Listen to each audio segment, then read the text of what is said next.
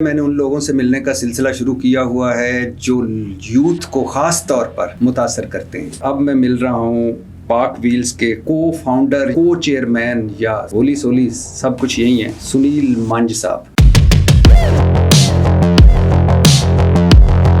ये बताइएगा कि अभी इस वक्त आपके गैराज में कितनी गाड़ियाँ खड़ी हैं? मेरा garage is like a nursery. मेरी और दोस्तों की मिला के खड़ी होंगी इस टाइम 35-36। सबसे जो महंगी गाड़ी कौन सी खड़ी है? Mercedes G wagon. सबसे सस्ती तो मैंने खुद देखी है FX सस्ती नहीं है, उसको आपने इजी में नहीं लेना। अच्छा,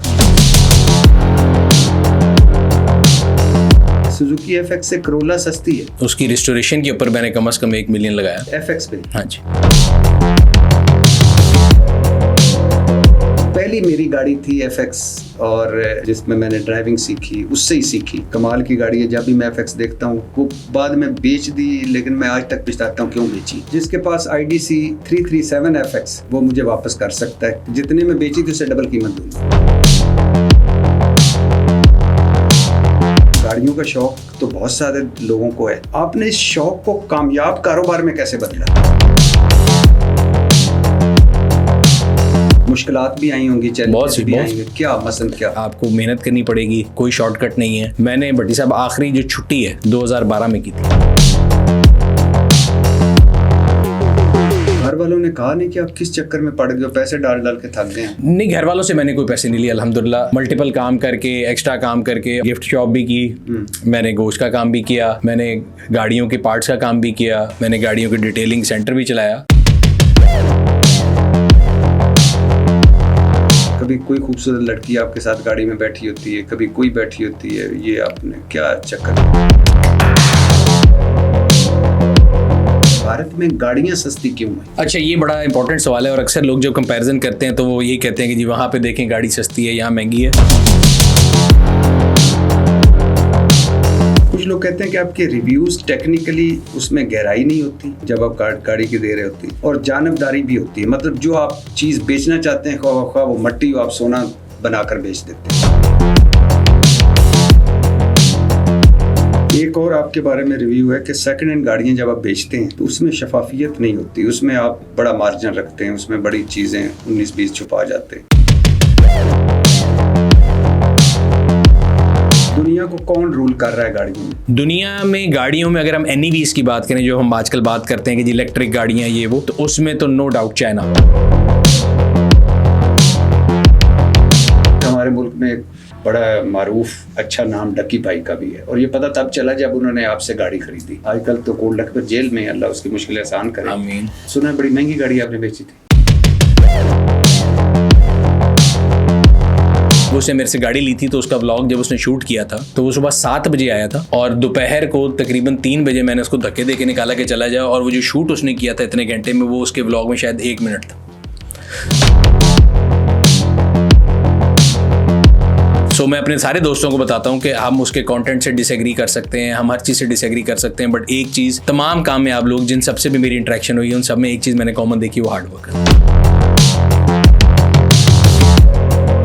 लेकिन एक बार तो आपने कहा था कि बड़ा मासूम आदमी है, 1-2 मिसालें भी आपने दी। उसका रिजल्ट आपके सामने है। जो मासूम नहीं होते वो इतनी देर अंदर कहाँ होते हैं हमारे मुल्क में।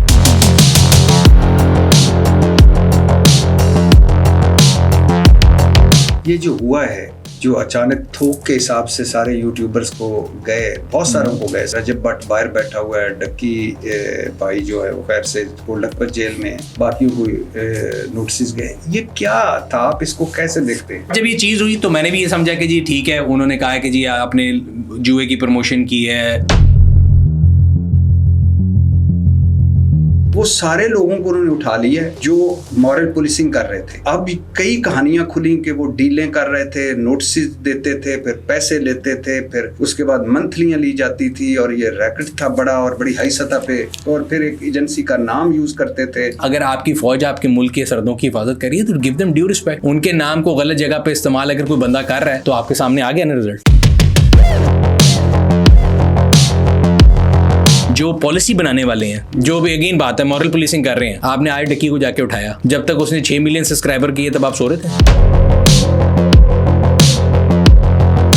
डक्की को पकड़ लिया, आपने अंदर कर दिया, लेकिन वही जो जुए वाली ऐप है वो PSL को सपोर्ट कर रही है। आज तक वो ऐप खुली है? हाँ खुली है, वो खुली भी है, डक्की बंद है, ऐप खुली है और वो क्रिकेटर पीएसएल को सपोर्ट कर रही है और वो लोग क्रिकेटर्स की जर्सियों पे वो लगी हुई है, उनकी तरफ कोई नहीं जा रहा। माइट इज राइट है ना सर। हाँ, और डकी जो है वो किसी बड़े बाप का बेटा नहीं है ना, उसका बाप बेचारा यूनिवर्सिटी प्रोफेसर है। डक्की को मिलने गए जेल? नहीं, मैं नहीं गया। क्यों? मेरा कोई एक्सेस नहीं जेल तक। बहुत शुक्रिया। Thank you sir, thank you. जी अस्सलाम वालेकुम वरहमतुल्लाहि वबरकातुहू। आपको पता है मैंने उन लोगों से मिलने का सिलसिला शुरू किया हुआ है जो यूथ को ख़ास तौर पर मुतासर करते हैं, या यूथ जिनको सुनती है, या हमारे नौजवान या हमारी अगली नस्ल जिनसे कनेक्ट है, यानी राब्ते में है, जिनको वो ज़रा सीरियस लेती है। वैसे तो बहुत सारे ऐसे हैं जिनको सीरियस लेने की ज़रूरत नहीं है, लेकिन लेती है, क्या करें, हमारी अगली नस्ल है। और मैं बार बार कह रहा हूँ कि जो मेरी अगली नस्ल है वो हमसे कम झूठी है, कम मुनाफकत करती है, सीधी बात करती है, और बहुत दफ़ा प्रूव किया है हमारी यूथ ने। यूथ के मसाइल भी बड़े हैं।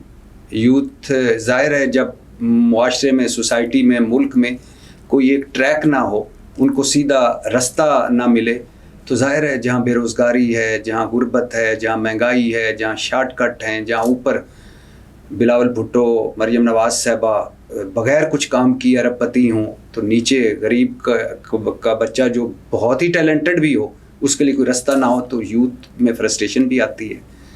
लेकिन अगर हम अपनी यूथ को, मुझे यकीन है कि अगर यूथ को हम एक लूप में ले आए और उनको ट्रैक पे चढ़ा दिया, तो मुल्क तेज़ी से आगे बढ़ेगा। ऐसा अभी होता दिखाई तो नहीं दे रहा, और यही वजह है कि आप यूथ के मसाइल भी सुनते हैं, और जब यूथ के सामने कोई सियासतदान, कोई बड़ा हत्थे चढ़ता है, तो वो फिर अपनी फ्रस्ट्रेशन का आगाज़ भी करती है।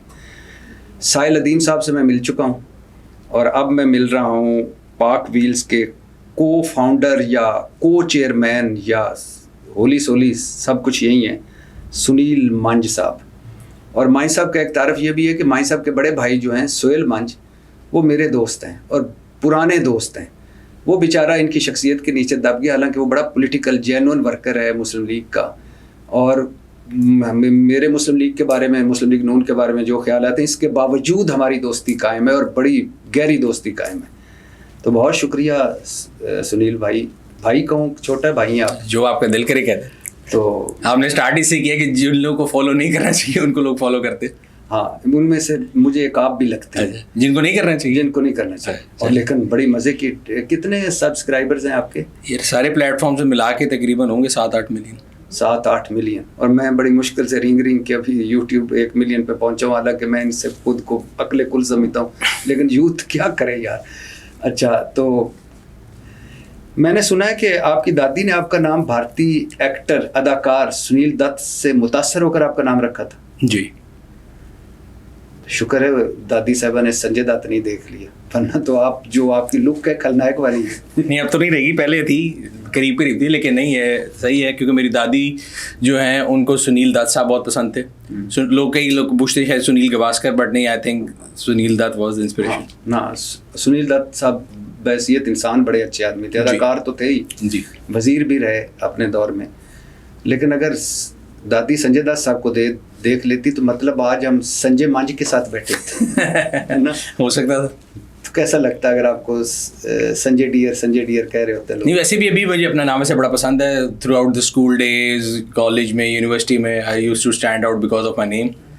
अब काम की वजह से कर लेते हैं, जो आपको लगता नहीं है काम, लेकिन हमें लगता है। नहीं, मैं मजाक कर रहा था। मैं भी मजाक कर रहा हूँ, नहीं मजाक कर रहा हूँ, लेकिन I really like my name. और अक्सर होता ही है कि नाम के हमारे मुल्क में जो है ना, ख़ास तौर पे लोग बड़ा वो कहते हैं कि जी ये मुसलमानों वाला नाम नहीं है, ये वो।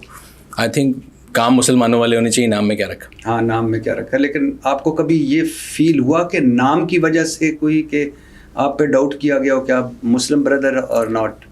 वो तो कई दफ़ा होता है, वीडियोस के नीचे भी लोग लिख लेते हैं, वैसे भी पूछ लेते हैं, but I don't mind it. जैसे आपने बताया कि जेन जी के जो लोग होते हैं ना, जिनका मैं भी एक हिस्सा हूँ, we are more receptive as opposed to आपकी जनरेशन। आपको कभी कोई बात कहे तो एक से दूसरी बात पे माथे पे बल आ जाता है, फिर तू तड़ाक पे बात उतर जाती है। अक्सर मैं देखता हूँ मैडम शेख के साथ आपकी लड़ाइयाँ जो चल रही होती हैं टीवी के ऊपर। So I am bulletproof in that sense. मुझे कोई फ़र्क नहीं पड़ता, कोई मुझे क्या भी कहता रहे, I keep my self very calm and cool. आपको पता है मैडम शेख मैडम शेख को का सामना करना, उफ, कमाल। मैडम कोई भी उनका सामना करना है कमाल है सर। नहीं, मैडम शेख का उफ आपने भुगता ही नहीं है, कमाल की। यानी सुनती रहेंगी भोला सा मुंह बना के, और फिर अचानक ऐसा काउंटर क्वेश्चन मारेंगी कि बंदा फारग हो जाता है। और मैडम शेख की मेहरबानी है, शुक्रिया है कि उन्होंने बड़ी हमेशा इज़्ज़त के साथ, मोहब्बत के साथ पेश आई। लेकिन सुनील के आपको फ़ायदे क्या क्या नज़र आए? लड़कियां मुतासर होती थी? नहीं, लड़कियां मुतासर करना मेरी ज़िंदगी में कभी गोल रहा ही नहीं है। लेकिन ये है कि जनरली मैं आपको बता रहा हूँ, फिक्र बोलिए। लड़कियां मुतासर करना मेरा कभी ज़िंदगी में गोल नहीं रहा। मैं नाम लूँ सारों के? आप लें जिस मर्जी के लिए। मैंने ये नहीं कहा कि मुतासर नहीं हुई। हाँ, अच्छा। मैंने कहा मेरा गोल नहीं रहा। हाँ। सो आप गोल वैसे भी हो सकते हैं, उसके बगैर भी हो सकते हैं, लेकिन मेरा कभी गोल नहीं रहा। जनरली ये है कि मैं बता रहा हूँ कि मेरे नाम की वजह से स्कूल के दिनों में भी हर बंदा यानी जानता था, फिर गवर्नमेंट कॉलेज में, देन लम्स, फिर लंदन स्कूल ऑफ इकनॉमिक्स गया, वहाँ पे भी जितने लोग थे तो उनको ये था कि पाकिस्तानी लड़का है, उसका नाम सुनील है। तो उस लिहाज से शुरू में फ़ायदा था। तो कभी सोचा नहीं कि दादी साहबा ने सुनील दत्त साहब के नाम से मुतासर होकर आपका नाम रखा, तो उनकी और थोड़ी सी इज्जत बढ़ाते या उनका मान बढ़ाते, अदाकार ही बन जाते? नहीं, उन्होंने कभी मुझे अदाकारी के लिए कहा नहीं, लेकिन वो she used to love me very much. और अल्लाह का शुक्र, अल्लाह मियाँ उनको जवार रहमत में जगह दे, जब तक वो हयात थी तो मेरा ख्याल है जब भी वो मुझे मिलती थी खुश होती थी कि भी मेरा बच्चा अच्छा काम करता है। वो रावियन, हमारी फैमिली में बड़ा एक वो था कि जी रावियन होना चाहिए। बड़ा भाई भी था, उससे नंबर तो कम आए थे लेकिन फिर भी मुश्किल से पहुंच गए थे गवर्नमेंट। अच्छा, सोहेल के नंबर ज़्यादा थे? हाँ, ही गॉट 762 आउट ऑफ 850, मेरे 751 थे। अच्छा, सोहेल लगता नहीं है सही में? नहीं, वो बहुत सही है, उसकी लिखाई भी बहुत अच्छी थी, मेरी लिखाई भी अच्छी नहीं थी। हाँ, अच्छा।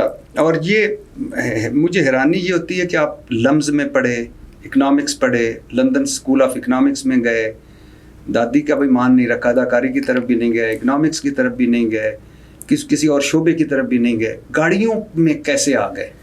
गाड़ियाँ मेरा हमेशा से शौक़ था, जब से मैं बच्चा भी था, चाइल्डहुड से। वालिद साहब से मैंने शौक़ इनहेरिट किया। मेरे वालिद साहब एक गाड़ी 3 रंगों में रखते थे। अच्छा। और उनको बहुत ज़्यादा शौक़ था। तो यानी एक गाड़ी के 3 रंग? हाँ जी, मतलब अगर एक ज़माने में हम बचपन थे, मुझे याद है छोटे होते थे तो लेंसर होती थी उनके पास 80s की, वो 3 कलर में थी, फिर रिकॉर्ड थी, फिर लैंड क्रूज़र 80 सीरीज़ था। सो उनको बहुत ज़्यादा शौक़ था, तो उसकी वजह से वालिद रंगीन मिजाज? गाड़ी का अगर शौक़ रंगीन मिजाज है तो बिल्कुल है, आज तक है। मतलब जो मैं गाड़ी लेता हूँ तो वो पहले तो वो शायद नहीं कहते कि अच्छी है, लेकिन बाद में देखते हैं। फिर जब मैं गाड़ियाँ ज़्यादा घर इकट्ठी कर लेता हूँ तो वालदा और वालिद दोनों तंग होते हैं कि घर में गुजरने की जगह नहीं है। आप भी आए होंगे, देखा होगा आपने। लेकिन फिर जिस दिन कोई दोस्त शोस्त गाड़ियाँ मांग के ले जाता है तो खाली होता है, तो वो कहते हैं यार खाली खाली लग रहा है आज गिराज। तो यस, अगर गाड़ियों के शौक़ से रंगीन मिजाज तो है। हाँ, तो बाकी कोई नहीं? बाकी क्या रंगीन मिजाजी होने। अच्छा, ये बताइएगा कि अभी इस वक्त आपके गैराज में कितनी गाड़ियाँ खड़ी हैं? मेरे गैराज में, मेरा garage is like a nursery. मेरी और दोस्तों की मिला के खड़ी होंगी इस टाइम 35-36। सबसे जो महंगी गाड़ी कौन सी खड़ी है? सबसे महंगी गाड़ी कौन सी खड़ी है? अगेन एक दोस्त की है, मर्सिडीज जी वैगन। महंगी है, 16 करोड़ रुपए की होगी। और सबसे सस्ती तो मैंने खुद देखी है, FX सस्ती नहीं है, उसको आपने इजी में नहीं लेना। अच्छा, वो बड़ी महंगी FX है, उससे सस्ती और गाड़ियाँ भी मेरे पास। कौन सी? करोला है, सिटी है पुरानी। FX से, सुजुकी FX से करोला सस्ती है? उसकी रिस्टोरेशन के ऊपर मैंने कम से कम 1 मिलियन लगाया FX पे। हाँ जी, पुरानी गाड़ी रिस्टोर करना अब सस्ता काम नहीं है, वो ज़माने चले गए। पता है, मेरी बेगम अल्लाह उसे जन्नत नसीब करे, वो जब उसने मुझसे शादी की तो उसका 10,000 रुपये जेब खर्च था और मेरी 1,800 रुपये उस वक्त तनख्वाह थी, और उसके पास FX थी, IDC 337, अभी मुझे नंबर याद है। सही। तो वो पहली मेरी गाड़ी थी FX, और जिसमें मैंने ड्राइविंग सीखी, उससे ही सीखी। और कमाल की गाड़ी है। जब भी मैं FX देखता हूँ, वो बाद में बेच दी, लेकिन मैं आज तक पछताता हूँ क्यों बेची।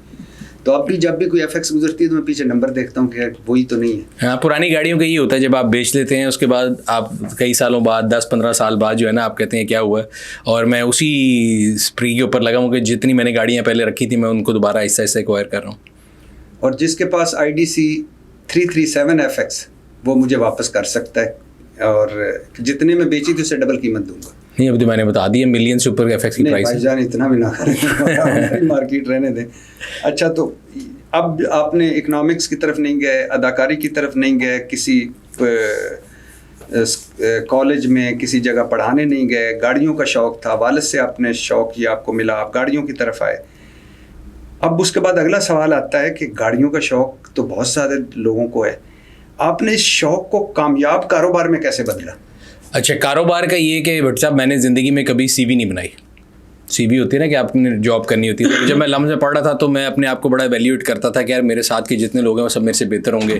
कैंपस में उस ज़माने में आती थी कंपनियां इंटर्नशिप के लिए, PNG, सिटी बैंक, ये वो, तो लोग बड़ा टाई शाई लगा के जाते थे। तो मैं देखता था कि यार उन्होंने टॉप क्रीम को 10-15%, 20% को ले लेंगे।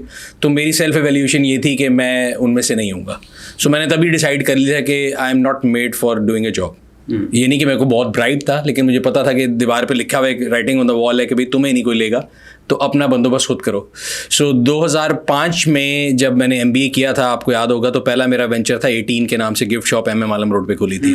फिर इल्यूजन्स मानी के साथ मिलके किया जब आपसे मुलाकात हुई 2006 में 7 में। सो वो था। फिर वो गोश्त वाला काम भी किया शेख साहब के उसमें।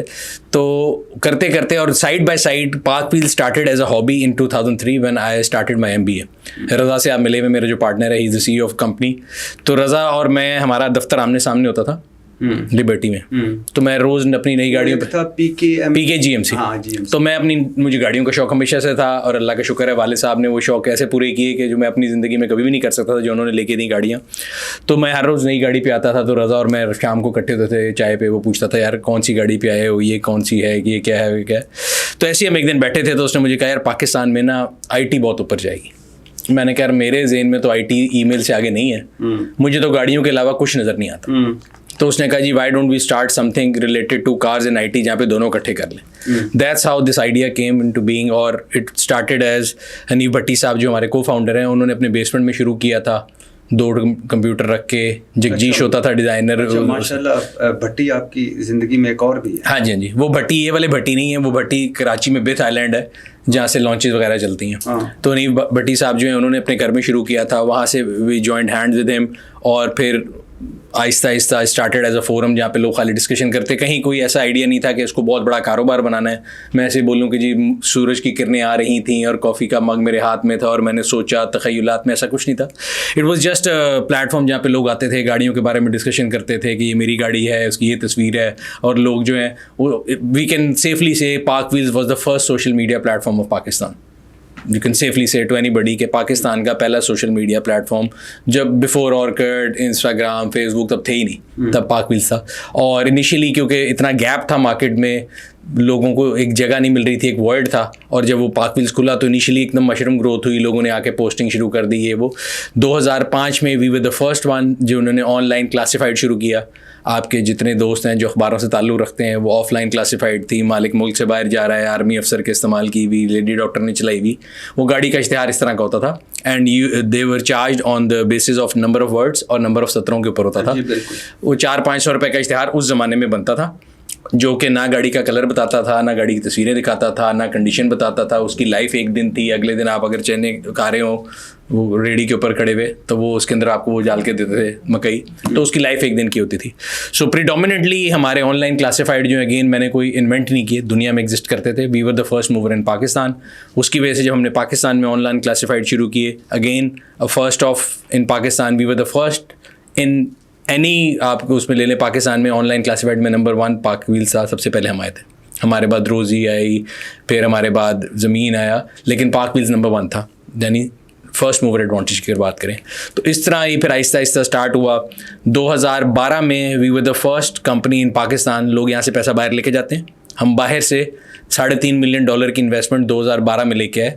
सिंगापुर की एक फर्म है फ्रंटियर डिजिटल मार्केटिंग, उन्होंने हमारे साथ इन्वेस्ट किया। That was a turning point जब हमने डिसाइड किया, मैंने और रज़ा ने, रज़ा का अपना सॉफ्टवेयर हाउस था, मैं अपना काम कर रहा था, कि अब हमारे पे एक जिम्मेदारी है, किसी ने हम पे ट्रस्ट किया है और इतने पैसे हमें दिए हैं। तो लोग तो आम ज़बान में लोग ये कहते थे कि तू फ्लॉपी बेचती है $3.5 मिलियन की, और लोगों को लगता है शायद हमारी जेबों में आ गए, जबकि हमारी जेबों में नहीं आ गए थे। It was into companies kitty और कंपनी की ग्रोथ के लिए वो पैसे आए थे। और अल्हम्दुलिल्लाह उसके बाद हम लोगों ने डिफरेंट चीज़ें इंट्रोड्यूस कराई। ऑनलाइन क्लासिफाइड के बाद पाकिस्तान के अंदर गाड़ी की अगर आप बात करें तो आम बंदे को गाड़ी के बारे में इंफॉर्मेशन कम होती है। आप गाड़ी बेच रहे हैं, आपको सारे उसके फॉल्ट्स पता होंगे, जो ले रहा है उसको नहीं पता होंगे। एसिमेट्री ऑफ इन्फॉर्मेशन है। सो उसको ख़त्म करने के लिए हम लोगों ने थर्ड पार्टी इंस्पेक्शन शुरू की, जो पार्कव्हील्स की इंस्पेक्शन सर्विस है। और अगेन आपको जान के खुशी होगी, ना सिर्फ पाकिस्तान में, पूरे रीजन में हम अपने हमसाय ममालिक को देख के बड़ा खुश होते हैं और हम बड़ा एनवी करते हैं कि उन्होंने ये कर दिया, उन्होंने वो कर दिया, ठुमके लगा लिए, सबसे ज़्यादा आगे चले गए, दुनिया में चले गए। सो पूरे रीजन में इंक्लूसिव ऑफ यूएई हमारी जो इंस्पेक्शन सर्विस है उसको लोगों ने देख के अपनी इंस्पेक्शन सर्विस बनाई, बल्कि बहुत सा टैलेंट जो कि इस टाइम गल्फ में है वो पाक व्हील से निकल के गया। अच्छा, तो you can be proud of this fact कि आपके छोटे भाई ने जो काम किया है उसको लोगों ने फॉलो किया। तो हनीफ भट्टी साहब को दरमियान से निकाल दी। हनीफ भट्टी साहब आज भी हमारे साथ हैं। बिल्कुल है। वो क्या हैं, कोच है, नहीं, वो को फाउंडर हैं और माइनॉरिटी शेयर होल्डर भी हैं और हमारे साथ अटैच भी हैं। जो फोरम वगैरह हैं, जो कम्युनिटी है, वो सब वही देखते हैं।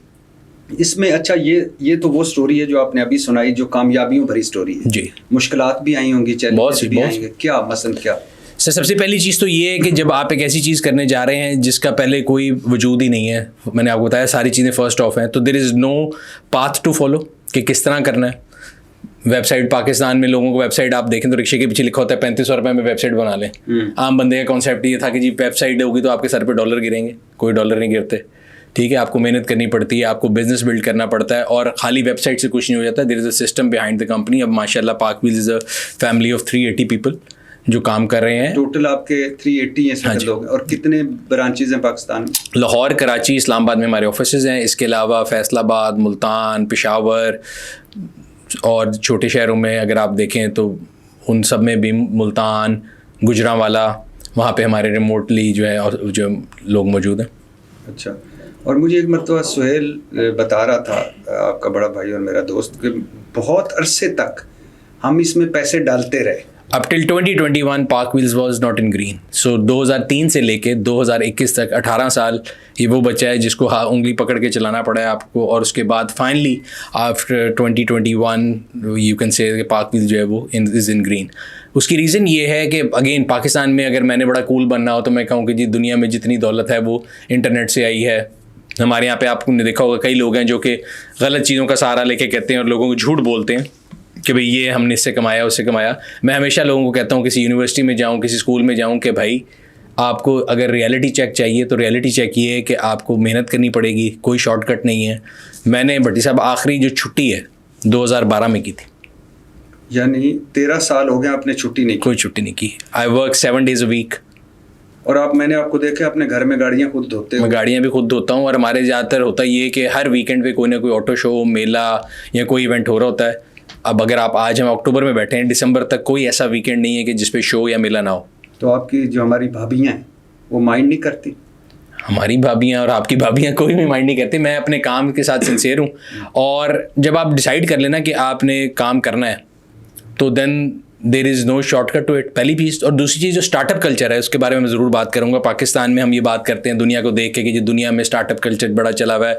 अगर आप कहीं भी जाएंगे, गवर्नमेंट के उसमें चले जाएँ या कहीं भी चले जाएँ, तो एक बड़ा फैंसी वर्ड है कि जी स्टार्टअप जो है वो काम करेगा।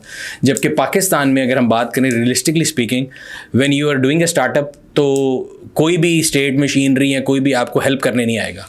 इनफैक्ट आपके लिए इम्पेडिमेंट टू ग्रोथ होगा। आपकी टैक्स जो है वो रिग्रेसिव इन नेचर है, डिफरेंट डिपार्टमेंट्स आपको तंग करेंगे एंड आपको अपने रेवेन्यू पिलर्स खड़े करने में बहुत टाइम लगेगा। That's why it took 18 years। But again अगर आप देखें तो पाकिस्तान में कितने स्टार्टअप हैं जिनको आप जानते हैं जो इतने साल सर्वाइव किए हैं। तो घर वालों ने कहा नहीं कि आप किस चक्कर में पड़ गए, पैसे डाल डाल के थक गए हैं? नहीं, घर वालों से मैंने कोई पैसे नहीं लिए अल्हम्दुलिल्लाह। मैं, आप ये भाई से भी पूछ सकते हैं। सो मैंने जब भी किया अपनी मेहनत से जो भी काम किया है, मल्टीपल काम करके, एक्स्ट्रा काम करके और जगह से कमा के इसमें डाला है। सो मैंने आपको बताया कि गिफ्ट शॉप भी की, मैंने गोश्त का काम भी किया, मैंने गाड़ियों के पार्ट्स का काम भी किया, मैंने गाड़ियों के डिटेलिंग सेंटर भी चलाया, सब कुछ किया। सो इसमें मेरा एक पॉइंट ये है कि सर लेबर की जो है ना, हमारे मुल्क में डिग्निटी ऑफ लेबर का बड़ा कॉन्सेप्ट है। हम we like to look down upon others के फलाना ते गड्डी धोंदा है, फलाना ते मरासी है, फलाना ते ये है। At the end of the day nobody will come to give you money at the end of the month. आपने अपने घर का चूल्हा खुद चलाना है। आपने अपनी उस कंपनी को जो कि एक बच्चे की तरह है, जिसको आपने वॉकर दिया है कि आहिस्ता आहिस्ता आहिस्ता तक ग्रो करे, उसको भी साथ चलाना है, अपनी ज़रूरियात ज़िंदगी में पूरी करनी है। तो दैट्स व्हाट आई मीन कि देयर इज़ नो शॉर्टकट। आपको मल्टीपल काम करने पड़ते हैं। अगर मैं किसी को रोज़ी पिक्चर दिखाऊं कि जी आप आज स्टार्टअप शुरू करें और बहुत कमाल हो जाएगा, ऐसा नहीं है। तो अब मैं कह सकता हूँ कि सुनील मंच अरबपति है? नहीं, अरबपति नहीं। अरबपति डिपेंड करता है। अगेन जब आप कोई भी चीज़ डिफाइन करते हैं तो आपने देखना ये कि आपका मकसद क्या था। So from very first day, the purpose of Park Wheels was to revolutionize the way people buy and sell cars. So अगर मैंने वो revolutionize कर दिया तो मैं कामयाब हूँ. मेरे मिशन स्टेटमेंट क्या है? अगर मेरा mission statement was to make millions and million और अरबपति बना, फिर मैं कामयाब नहीं हूँ. अगर आप ये देखें कामयाबी, आप इस चीज़ से उसका पैमाने का लगाएं अंदाज़ा कि हाउ मैनी लाइफ को आपने कितना इम्पैक्ट किया, कैसे डिफरेंशिएट किया, डिफरेंस क्रिएट किया लोगों की लाइफ में. तो ये जो 7 मिलियन लोग हैं, उनमें से अगर आप बहुत से लोगों को मिलें, I keep meeting a lot of people. मैं हर एक से बात करता हूँ कि being the face of the company, पीछे 379 मेरे अलावा मेरे से ज़्यादा ब्राइट है, मेरे से ज़्यादा काम करते हैं वो लोग, लेकिन I am being the face of the company. मुझे फ़ायदा ये होता है कि मैं जब कहीं जाता हूँ तो जितने लोग मिलते हैं, दुआएं देते हैं, प्रेज़ करते हैं. आई ट्रैवल अ लॉट पूरे पाकिस्तान में, तो आई कीप मीटिंग पीपल. कोई बेवा है, कोई घर में बैठ के अपना कारोबार चला रहा है, इज़्ज़त की रोटी खा रहा है. पुराने ज़माने में तो ये नहीं हो सकता था. सो आप डिजिटल शोरूम आपको प्रोवाइड कर दी है, घर बैठे हुए आप गाड़ी बेच रहे हैं, पैसे कमा रहे हैं. तो इसका मतलब है कि हुकूमत ने, मेरा एक दोस्त कराची में है, वो कहता है कि मैंने एक फैक्ट्री खोलने की कोशिश की, 17 महकमे भुगते और फिर साल बाद मुझे बिजली का कनेक्शन मिला कराची में. जी. तो कहता है इतनी मैंने कि मुझे लगा कि मैंने कोई जुर्म कर रहा हूँ, हालांकि ऊपर से नीचे तक कहते हैं सरमायाकारी लाओ. हुकूमत की तरफ से डिस्करेजमेंट थी. यार देखिए, ये तो जनरली अगर हमारे यहाँ पे ना डिस्कनेक्ट ही है. अगर आप देखें तो किसी से भी बात करें, सबसे इंपॉर्टेंट बात ये है, हर बंदा कहता है जी पाकिस्तान में टैक्स बेस नहीं बढ़ती. ऐसा ही है कि जी टैक्स नहीं देते, लोग टैक्स नहीं देते. आपने हमेशा सुना होगा, हमने भी सुना है. तो अगर आपने अपने आप को सेल टैक्स में रजिस्टर कराना हो तो फिर तो उनको वेलकम करना चाहिए. करा के देखिएगा किसी दिन. नहीं होता, बड़ा मुश्किलें होती हैं. क्या? बहुत सी मुश्किलें हैं. आपको रेड टेपिज्म का सामना पड़ेगा, आपको मिलेगा नहीं, ये नहीं होगा. आने के बार मुक जाते हैं. नहीं, मैंने अल्लाह का शुक्र है, मैंने ज़िंदगी में भट्टी साहब अपनी ज़िंदगी में, ये मैं बड़ा ऑनर कह सकता हूँ, मैंने कभी ज़िंदगी में रिश्वत नहीं दी. अच्छा, और अभी आप कितना टैक्स दे रहे हैं? मैं अपनी सैलरी के ऊपर देता हूँ तकरीबन 35 प्लस 40% बन जाता होगा. और ओवरऑल पार्क व्हील्स की हर ट्रांजेक्शन जो है दैट इज़ ऑल डिजिटल. कोई 1 रुपये की टैक्स चोरी नहीं है. बल्कि मैं तो कहता हूँ कि हम तो गुलाम है कि हम लोगों के आप पे भी गवर्नमेंट के लिए टैक्स इकट्ठा करके विद होल्डिंग टैक्स एजेंट के तौर पे टैक्स जमा कराते हैं. कोई ब्लैक मनी नहीं है? No black money at all. अच्छा, इसीलिए आपके सामने बगैर गार्डों के, बगैर किसी उसके, कभी गुलबर्ग में आपको पैदल कर नज़र आऊँगा, कभी कहीं नज़र आऊँगा. कहीं भी जाता हूँ मेरे साथ कोई गार्ड नहीं होते. जिनके साथ गार्ड होते हैं उनको फिक्र ही होती है कि लोग ही पढ़ के मारेंगे. तो ये कैसे आपने किया? कभी कोई खूबसूरत लड़की आपके साथ गाड़ी में बैठी होती है, कभी कोई बैठी होती है, ये आपने क्या चक्कर, यानी गाड़ियाँ बेच रहे हैं क्या? नहीं, गाड़ियाँ नहीं बेच रहे. मैं अगेन लोगों को ये चीज़ बड़ी क्लियर होनी चाहिए, park wheels is not in business of buying and selling of cars. Park wheels कोई गाड़ी ना ओन करता है ना वो ख़रीदता है. ठीक है, we are here to help as a platform. We are a lead generation medium. आप गाड़ी बेच रहे हैं, कोई और ले रहा है, तो उनको कनेक्ट करा रहे हैं. ठीक है जी. और बाकी जो चीज़ है, इंफॉर्मेशन क्रिएट करना, इंफॉर्मेशन एसिमेट्री की मैंने आपसे बात की थी. So what we have done differently, 2015 में हम लोगों ने अपना यूट्यूब चैनल स्टार्ट किया था. 10 साल हो गए. उससे पहले पाकिस्तान में कोई गाड़ियों के रिव्यूज़ नहीं बनाता था, कोई इसके बारे में इंफॉर्मेशन नहीं देता था. So we were the first one. और I am one of the firm believers, being father of 2 girls, कि ख़वातीन को जो है ना वो बहुत ज़्यादा हमारे माशरे में पीछे रखा जाता है. ठीक है. सो आपको उनको इंक्लूड करना चाहिए. You should be inclusive towards the all genders. ठीक है, किसी भी जेंडर की हो, रिगार्डलेस ऑफ द जेंडर, आपको इन्फॉर्मेशन पे जोर देना चाहिए. सो हमने ख़वातीन के लिए एक बहुत बड़ा काम ये किया कि हमने बाइक से रिलेटेड, एक टैबू था पाकिस्तान में. I can take pride in this, कि मेरा इसमें बहुत बड़ा रोल है कि मैंने लोगों को इस बात पे कन्विंस किया कि ख़वातीन बाइक चला सकती हैं. बाइक चलाने से कोई ख़राबी नहीं होगी. जनरली हमारे यहाँ पे एक कॉन्सेप्ट ये है कि मर्द और औरत के लिए डिफरेंट स्टैंडर्ड्स हैं. मर्द अगर सिगरेट पिएगा तो उसका फेफड़ा ख़राब होगा, औरत पिएगी तो उसका करैक्टर ख़राब होगा. इस तरह के टैबूज़ को तोड़ने के लिए हमने ख़वातीन को भी इंक्लूड किया अपनी वीडियोज़ में और पॉजिटिवली मैसेज दिया. आपको मैं कहीं डांस करता नज़र नहीं आऊँगा, मैं आपको कहीं टिकटॉक बनाता नज़र नहीं आऊँगा. जब भी आप किसी खातून के साथ भी देखेंगे तो कंस्ट्रक्टिवली उनकी पॉजिटिव साइड दिखाने के लिए होगा, नॉट टू सेल जो कहते हैं ना, ग्लैमर सेल करने की कोशिश नहीं करता.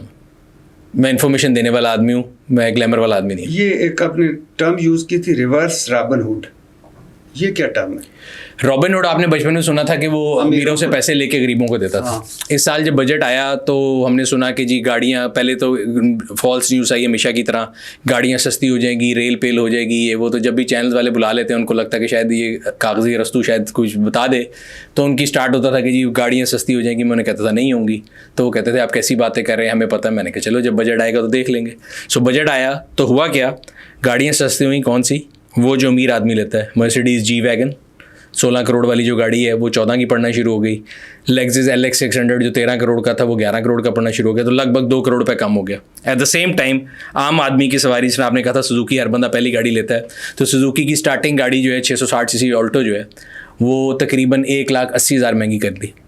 पेंडू आदमी झटका फार्मूला अगर आप पकड़ लें 2 लाख महंगी हो गई। 2 करोड़ और 2 लाख को डिवाइड कर लें तो 200 सुजुकी वाले मिल के उस रॉबिन हुड को, रिवर्स रॉबिन हुड को सपोर्ट कर रहे हैं कि वो अपना लेक्सिस इंपोर्ट कर ले ताकि उसके 2 करोड़ रुपए कम हो। तो ये रिवर्स रॉबिन हुड। तो इसका मतलब है कि ये हमारी हुकूमत जो है ये रॉबिन हुड तो है लेकिन रिवर्स गरीबों को लूटती है, अमीरों को फायदे दे रही है। मैं गैर सियासी आदमी भट्टी साहब, और मैं जनरली किसी भी गवर्नमेंट पे हूँ, मैं तो किसी पार्टी को सपोर्ट नहीं करता। इमरान खान ने कहा था गैर सियासी जानवर होता है।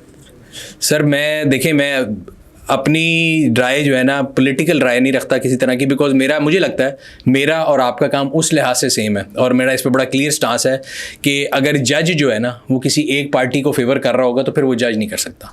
सो मैंने और आपने, हम दोनों का काम ये है, by virtue of this fame given by Allah, this जिम्मेदारी गिवन बाय अल्लाह, कि हमें लोग सुनते हैं, तो हमारी जिम्मेदारी ये है कि हम माशरे में मौजूद हुकूमत की हों, लोगों की हों, सब गलतियों को पॉइंट आउट करें। तो ठीक है, वोट डाला है कभी? वोट डालता हूँ, लेकिन उस तरह का वोट नहीं डालता कि शोर नहीं डालता, वोट डालता हूँ खामोशी से। और जब डाला है तो क्या आपने सोचा कि अल्हम्दुलिल्लाह मैंने जिसको भी वोट दिया वो कभी नहीं जीता। अच्छा, तो इस मर्तबा नवाज शरीफ साहब को तो नहीं दिया वो यास्मीन राशिद वाली सीट? नहीं, मेरा वोट उधर था ही नहीं। मेरा वोट गुलबर्ग में था, लेकिन मैं बता रहा हूँ मैंने जिसको भी डाला वो कभी नहीं जीता।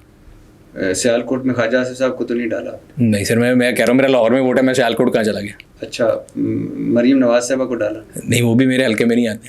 अच्छा, फिर तो मतलब है वो जिसको आपने डाला वो भी हार गया। मैंने जब जिसको वोट डाला है वो हारा। वोट का राइट देखें, वही मैं कह रहा हूँ, वोट की सैनिटी ये है कि आप वोट ज़रूर करें, बट अगेन मेरी और आपकी, मुझे ये लगता है कि जिम्मेदारी समेत आपके, मेरे और जितने लोग भी हैं, कई दफ़ा मुझे लगता है कि लोग बहुत ज़्यादा ना एक साइड पे टिल्ट हो जाते हैं। आप देखें, मुझे तकरीबन कितने साल हो गए, कंपनी को तो बहुत साल हो गए, मीडिया में आए हुए अगर आप समझ लें, सोशल मीडिया को अगर आप मीडिया काउंट कर लें, हम गरीबों को भी, तो तकरीबन 10 साल हो गए हैं। 10 साल में डिफरेंट गवर्नमेंट्स आई, डिफरेंट लोग आए, मैंने जिसकी पॉजिटिव चीज़ है उसको बताया ये पॉजिटिव है, और जिसकी जो नेगेटिव चीज़ है बिला इम्तियाज़ बताया।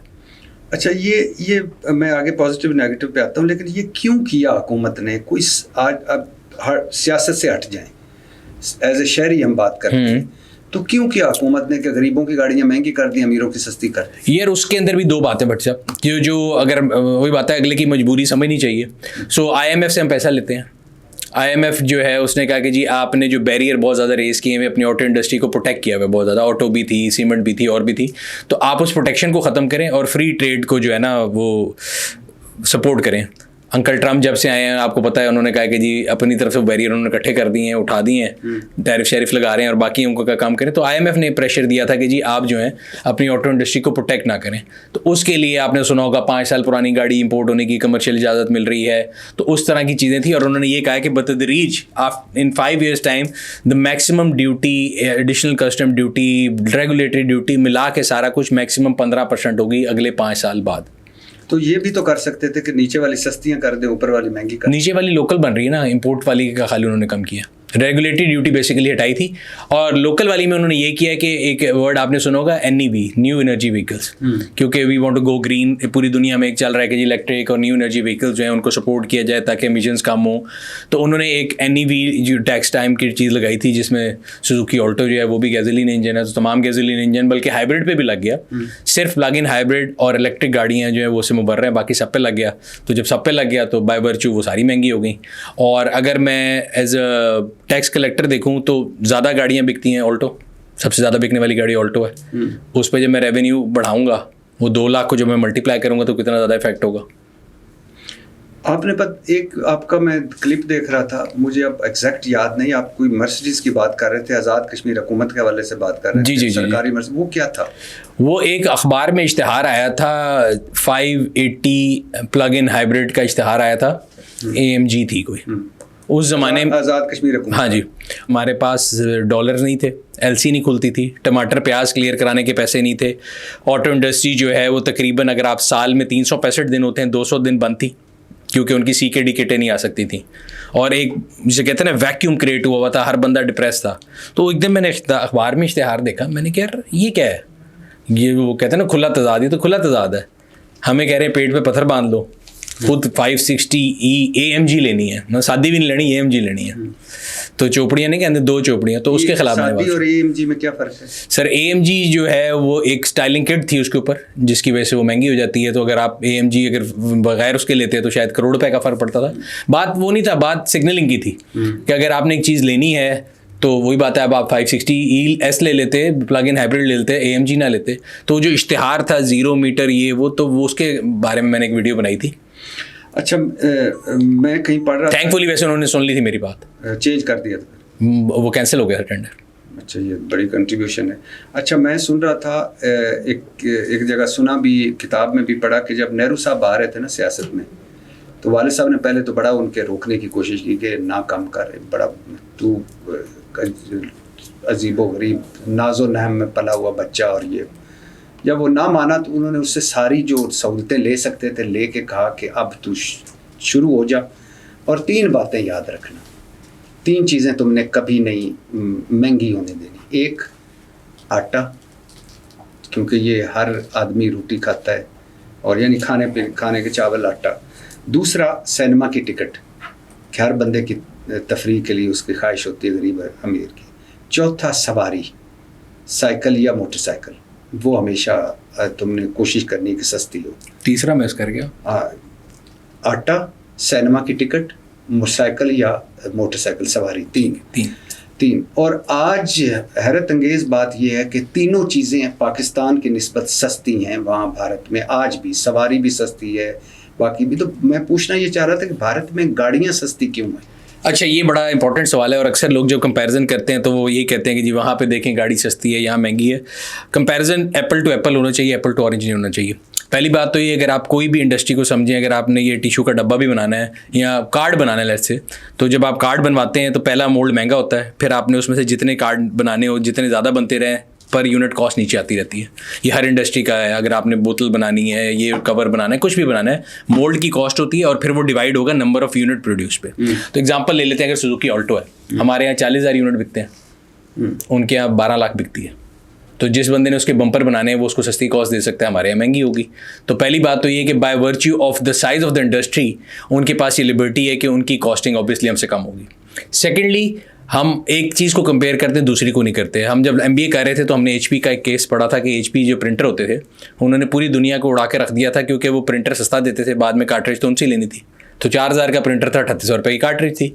तो इंडिया हो या किसी से भी हम जाके देखते हैं, उनका पेट्रोल का रेट दिखे, हमारा पेट्रोल रीजन में सबसे सस्ता है, फिर भी हम कहते हैं कि हम आग लगा लेंगे महंगा हो जाएगा। तो सो वो तो सिंपल सा फार्मूला है, सब नू गड्डी दे ही जाओ सस्ती, तो पेट्रोल तो पाना है ना। पेट्रोल कितना है वहाँ लीटर अंदाज़? पाकिस्तानी तकरीबन मेरा ख्याल है बनेगा 450 रुपये का। अच्छा, और हमारे यहाँ तो मेरा 274 270 250 पौने 300। अच्छा, रीजन में सबसे सस्ते हैं आप। तो ये मैं कह रहा हूँ कि वो कंपैरिजन, उसमें ये नहीं मैं कह रहा कि हमारी गवर्नमेंट ने को बड़ा अच्छा काम किया ये वो, बट मुझे लगता है कि कंपैरिजन फेयर नहीं है। एक तो उनकी इंडस्ट्री का साइज़ बहुत बड़ा है, दूसरा उस इंडस्ट्री को इंडस्ट्री बनने दिया गया। जब हम जवान हो रहे थे, गवर्नमेंट कॉलेज में थे, तो उस ज़माने में मूवीज़ देखते होते थे।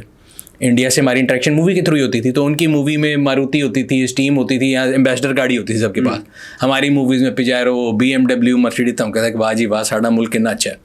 बट बिहाइंड द सीन हो क्या रहा था कि उन्होंने अपनी इंडस्ट्री को प्रोटेक्ट किया। उन्होंने कहा जी जो बनाओगे मेड इन इंडिया होगी। हम लोगों ने क्या किया कि हमारे मुल्क में जो हुक्मरान आता रहा, क्योंकि गाड़ी एक ऐसी चीज़ है जिस दिन बजट आता है ना, लोग रोटी का नहीं पूछते, गाड़ी का पूछते हैं कि सस्ती हुई है कि नहीं। सो हमारे यहाँ जब कोई हुक्मरान आता था, उसको लोगों का पॉपुलर वोट लेना होता था, वो करता क्या था, इंपोर्ट की गाड़ी खोल देता था। 5 साल 10 साल 15 साल की इंपोर्ट खोल दी। सो इंडस्ट्री खड़ी होने लगती थी। आपने 10 साल की खोल दी गाड़ी इंपोर्ट की, वो इंडस्ट्री फिर बैठ जाती थी कंपटीशन की वजह से। सो आपने उसको प्रोटेक्ट नहीं किया। सो ये वो इन्फेंट है जो कभी ग्रो नहीं कर सका। मेरी कोई उनके लिए कोई ख़ास मोहब्बत नहीं ऑटो इंडस्ट्री के लिए, बट उनको आपने जो कहते हैं ना, एक हमेशा रीज़न दी है। जैसे भी मैं रिसेंट पास की बात कर रहा था, 2021 में जब CKD किट इंपोर्ट नहीं हो रही, आपने 2016 में पहली ऑटो पॉलिसी लेके आए कि जी 21 तक की पॉलिसी है। अभी 3 साल डाउन द रोड थे, प्लांट लगे, उनकी प्रोडक्शन शुरू हुई, आपने कहा जी हमारे पास तो CKD किट मंगाने के पैसे नहीं है। शौकत तरीन साहब ने कान में आके कह दिया कि जी मैं कल से ये कर दूंगा, हो जाएगा। सो गंडासा जो है ना हमारे यहाँ, वो बड़ा चलता है, वो बगैर देखे चलता है। हाँ, 700 फिल्में कर गए सुल्तान रईस साहब। नहीं, उसके अलावा बहुत सी फिल्में बगैर गंदासे के भी चल रही हैं जो आपको नज़र नहीं आती। अच्छा, कुछ लोग कहते हैं, ऐसे तासुर है, मैंने आपका वो पढ़ रहा था आपके जो YouTube पे, कुछ लोग कहते हैं कि आपके रिव्यूज़ टेक्निकली उसमें गहराई नहीं होती जब आप गाड़ी की दे रहे होते हैं, और जानबदारी भी होती है, मतलब जो आप चीज़ बेचना चाहते हैं ख्वाह वो मट्टी हो आप सोना बनाकर बेच देते हैं। पहली चीज़ की पहले जवाब देता हूँ, फिर दूसरी का देता हूँ। सो भट्टी साहब, मैंने ये बताया कि मैंने जितने भी काम किए हैं वो फर्स्ट ऑफ थे, तो पहले वहाँ पे कोई एग्जिस्ट नहीं करती थी कैटलॉग कि आपने क्या करना है, क्या नहीं करना है, कैसे करना है। So I was the first person जिसने गाड़ियों के रिव्यू स्टार्ट किए, और 2015 से लेके 25 तक 10 साल हो गए। बट मैं अभी भी ओपनली ये बात चैलेंज के तौर पे कहता हूँ, जिनको गहराई नज़र नहीं, पता है क्यों नहीं आई, जिस गाड़ी के बारे में मैंने जो बुराई की, वो गाड़ी की आज भी बुराई आप मार्केट में जाके चेक कर लें, आफ्टर 10 ईयर्स वही बुराई उसके अंदर थी। जो अच्छाई बयान की वही अच्छाई थी। और जो है ना, आपकी क्रेडिबिलिटी और ये 7 मिलियन फॉलोअर ऐसे नहीं आ जाते शक्ल के साथ, आपको काम करना पड़ता है, मेहनत करनी पड़ती है। और मैं ये बात हल्फन कह सकता हूँ कि मैंने पूरी जिम्मेदारी के साथ आज तक जितनी गाड़ियों का रिव्यू किया है, इंडिपेंडेंटली किया है, किसी को फेवर नहीं किया। And there is a love hate relation between me and auto industry. अगर उनको एक बंदा अगर बुरा लगता होगा तो वो मैं ही हूँगा, but at the same time अच्छा भी लगता हूँ, बिकॉज उनकी एक प्रोडक्ट है, उसके बारे में मेरा जो मर्जी व्यू है मैं ज़रूर देता हूँ। And I give credit to everybody. हमारे माशरे में जो हम कहते हैं ना, अदम बर्दाश्त का माशरा है। सो मैं आपके सामने एक एग्जांपल हूँ। मैंने गवर्नमेंट के ऊपर भी क्रिटिसाइज़ किया, मैंने ऑटो इंडस्ट्री पे भी क्रिटिसाइज़ किया, मैंने सुजुकी, टोयोटा, होंडा, जितनी कंपनी है सबकी प्रोडक्ट पे क्रिटिसाइज़ किया, आज तक करता हूँ। बिकॉज उनकी प्रोडक्ट है, वो तो कहते हैं ये बड़ी अच्छी है, मैं उनके अंदर गलतियाँ निकाल के बताता हूँ, वो कहते हैं फ्यूल एवरेज जितनी है मैं कम करके बताता हूँ जो प्रैक्टिकल होती है। लेकिन मेरे से आज तक किसी बंदे ने, इंक्लूसिव ऑफ गवर्नमेंट, जिस तरह आप बता रहे थे, वो और भी कई चीज़ों के ऊपर मैं अच्छा खासा रगड़ा दे देता होता हूँ, लेकिन मैंने एक चीज़ सीखी है कि आप कोई बात तहजीब से करें, तमीज़ से करें, तो लोग उसके बारे में रिसेप्टिव होते हैं। तो अगर ओए के बगाया जाए, बात प्यार से की जाए, तरीके से सलीके से बात की जाए, तो लोग समझ लेते हैं। एक और आपके बारे में रिव्यू है कि सेकंड हैंड गाड़ियाँ जब आप बेचते हैं तो उसमें शफाफियत नहीं होती, उसमें आप बड़ा मार्जिन रखते हैं, उसमें बड़ी चीज़ें 19-20 छुपा जाते हैं। मैंने आपको पहले बताया कि पाक व्हील्स कोई भी गाड़ी ना लेता है ना बेचता है, तो मैं सेकंड हैंड गाड़ी बेचता हूँ जो आपके प्लेटफॉर्म पे आती है, या जैसे मैं तो सर ये बता रहा हूँ कि जब हम नहीं थे तब शफाफियत नहीं थी। हमने जितने भी टूल अपने वेबसाइट पे पाक व्हील्स के ऊपर मुतारिफ कराए हैं, उनका मकसद ही शफाफियत है। स्टार्टिंग फ्रॉम ऑनलाइन क्लासिफाइड, जिसमें आप मल्टीपल गाड़ियाँ सेलेक्ट कर सकते हैं। स्टार्टिंग फ्रॉम आप इसमें डिफरेंट फ़िल्टर्स लगा सकते हैं। अगर आपने आज बैठ के होंडा सिटी सिल्वर रंग की ऑटोमेटिक इस्लामाबाद F8 तक का फ़िल्टर भी लगाना है तो आप वो भी लगा सकते हैं। जितनी गाड़ियाँ हैं हमने तो पूरी इन्फॉर्मेशन आपके सामने रख दी। जो इन्फॉर्मेशन एसिमेट्री थी उसको ख़त्म किया। मार्केट के अंदर लोग आपके साथ धोखा कर सकते थे कि जी आपकी गाड़ी इतने की है, इतने की नहीं है। आज आप गाड़ी बेचने जाते हैं, आप पाक व्हील्स खोलें, नंबर्स की बात है ना, मैंने आपको बता रहा हूँ कि इट्स डिजिटल दुनिया है, नंबर्स की गेम है। आप जाके देखेंगे यार 10 होंडा सिटी इतनी की लगी है तो मेरी कितने की हो सकती है, आपको एक आइडिया आ जाएगा। यूज़ प्राइस कैलकुलेटर लेके आए, इंस्पेक्शन सर्विस लेके आए, शफाफियत लेकर आए। आप कहते थे जी मेरी गाड़ी बड़ी अच्छी है, ये तो मैंने 0 मीटर ली थी और बच्चों को स्कूल छोड़ने के लिए जाती थी और कभी पेंट नहीं हुई। जब वो टेस्ट होती है तो पता लगता है कि जी ये तो पेंट है। तो हम तो शफाफियत लेके आए। तो मेरी तो कोई अपनी गाड़ी है नहीं, तो मेरे पास कोई कॉन्फ्लिक्ट ऑफ इंटरेस्ट नहीं है कि मैं भट्टी साहब की गाड़ी की अच्छी रिपोर्ट दे दूँ और सोहेल साहब की गाड़ी की बुरी दे दूँ। We are independent auditor. और आपके पास मशीनरी वो सारी है? जी हाँ, मैंने पूरा सिस्टम डेवलप किया है और उसके अंदर हमने कोशिश ये की है कि ह्यूमन एलिमेंट को कम करें। और तकरीबन हम 1 साल के अंदर, अगर आप अभी अंदाज़ा लगाएं, we do more than 1 lakh से ज़्यादा इंस्पेक्शंस करते हैं। और अगर हम आखिरी 10 सालों में बात करें तो वी हैव डन तकरीबन आप अंदाज़ा लगा लें तो 500,000 इंस्पेक्शन हम कर चुके हैं। सो विद टाइम, कोई सीख के नहीं आता, विद टाइम चीज़ों में बेहतरी हुई, चीज़ें इंप्रूव हुई और अभी भी एक कंटिन्यूस एक जो कहते हैं ना लर्निंग का प्रोसेस है, हम उसको मज़ीद बेहतर करते आ रहे हैं। आपके ख्याल में इस तजर्बे के बाद आज अगर मैं आपको कहूँ कि 3 बेहतरीन गाड़ियाँ बताएं? बट साहब गाड़ी ऐसे है जैसे कोई मरीज़ होता है ना, उसको आप डोज दे सकते हैं, अपनी मर्जी की डोज नहीं दे सकते। सो मेरे लिए जो गाड़ी फ़र्क हो सकती है आपके लिए फ़र्क हो सकती है। तो गाड़ी जब भी मेरे से कोई पूछता है, मैं पूछता हूँ भाई गाड़ियाँ सारी अच्छी होती हैं। एज अ ऑटो एंथुसियास्ट मुझे हर मशीन अच्छी लगती है, बेशक वो सुजुकी FX हो, ऑल्टो, जी वैगन हो या रेंज रोवर हो। मतलब पाकिस्तान में 36 करोड़ रुपए की, 40 करोड़ रुपए की गाड़ियाँ भी मौजूद हैं, मुझे वो भी अच्छी लगती हैं। मुझे 4 लाख वाली मेहरान भी अच्छी लगती है। ये डिपेंड करता है कि वो आपके वैल्यू सेट में कहाँ पे गिरती है, आपके वसाइल क्या हैं, आपने उससे काम क्या लेना है। मिसाल के तौर पर हमारी मिडिल क्लास जो हमारी है, जो एक गाड़ी लेती है जोड़ के, उसके लिए कौन सी गाड़ी आप सजेस्ट करेंगे? सजेस्ट अगेन वो बजट पे डिपेंड करेगा भट्टी साहब। अच्छा, आपकी अपनी पसंदीदा गाड़ी कौन सी है? मेरी पसंदीदा बहुत है, मैं बता रहा हूँ, मुझे तो सारी गाड़ियाँ पसंद है। किस बजट के लिए, किस काम के लिए, अगर घरेलू काम के लिए चाहिए। आप कौन सी चलाते हैं? मैं तो बहुत सी गाड़ियाँ चलाता हूँ। जब बड़े शौक से जो गाड़ी चला, सारी शिकायत है शौक से? हाँ, सारी शौक से चलाता हूँ। मैं बता रहा हूँ, I am a machine lover. आप मुझे रिक्शा भी दे देंगे ना, तो मैं उसके अंदर जो उसकी मशीन है उसको देखूंगा क्या हो रहा है, कैसे चलता है। मैं जितने पाकिस्तान में इलेक्ट्रिक स्कूटर आए हैं, इलेक्ट्रिक स्कूटी जिसको बोलते हैं, वो भी चलाता हूँ। मेरे पास 4-5 हैं। मैं FX भी चलाता हूँ, मैं सुजुकी ऑल्टो भी चलाता हूँ, मैं G-Wagon भी चलाता हूँ, मैं इलेक्ट्रिक गाड़ियाँ भी चलाता हूँ, मैं हर गाड़ी चलाता आप हूँ। कैसा देख रहे हैं इस ऑटो इंडस्ट्री को आगे? क्या आप समझते हैं कि कोई बड़ी तब्दीलियां आने वाली हैं? सबसे बड़ी तब्दीली तो अगर भट्टी साहब देखें, वो तब्दीली की बात नहीं कर रहा, आप खुश हो रहे हैं। मैं उस तब्दीली की बात कर रहा हूँ कि अगर आप ऑटो इंडस्ट्री की बात करें तो ऑटो इंडस्ट्री जो है ना, it was a producers market.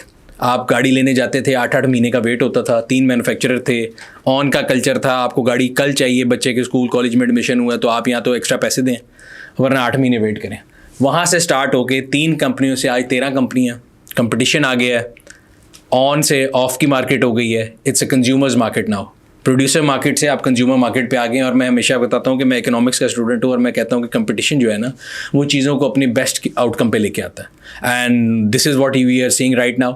Auto industry एक दिन में नहीं लगती, इट्स ह्यूज इन्वेस्टमेंट। 2016 में हमारी पहली कंप्रीहेंसिव ऑटो पॉलिसी आई। 2021 में रज़ाक दाऊद साहब ने एक बड़ा अच्छा काम किया कि हमारे यहाँ पे होता है कि जी फलाना लेके आया तो हम चेंज कर देंगे। ही स्टूड बाय इट, और उन्होंने उसको कंटिन्यू किया। जो 2021 से 26 तक की पॉलिसी थी, उसके समरात आप देखें। 10 साल आपने एक इंडस्ट्री को कंटिन्यूस एक पॉलिसी दी, तो 3 से 13 पे चले गए, ऑन से ऑफ पे चले गए, प्रोड्यूसर से कंज्यूमर मार्केट पे चले गए। और अब आप मार्केट में देख रहे हैं कि अगर मैं फ्यूचर की बात करूं, व्हाट टर्म यूज़ करते हैं, ब्लड बाथ। कंज्यूमर को फ़ायदा होगा, प्रोड्यूसर्स लड़ेंगे आपस में, एक कोई और गाड़ी लाएगा, दूसरा उसके मुकाबले में लाएगा, तीसरा उसके मुकाबले में लाएगा, और प्राइस वॉर शुरू हो जाएगी। जब प्राइस वॉर शुरू होगी तो कंज्यूमर का फ़ायदा होगा। आपने पहली दफ़ा पाकिस्तान में इस साल में सुना होगा कि एक दिन में एक गाड़ी की वैल्यू 18 लाख रुपए कम की कंपनी ने। ये कंपटीशन के सम्राट हैं, और आने वाले सालों में भी मुझे लगता है कि it's going to be the same. It will be a producer market, consumer market. दुनिया को कौन रूल कर रहा है गाड़ियों में? दुनिया में गाड़ियों में अगर हम NEVs की बात करें, जो हम आजकल बात करते हैं कि जी इलेक्ट्रिक गाड़ियाँ ये वो, तो उसमें तो no doubt China. I was in Shanghai, अप्रैल में शंघाई ऑटो शो होता है, मैं वहाँ पे गया था।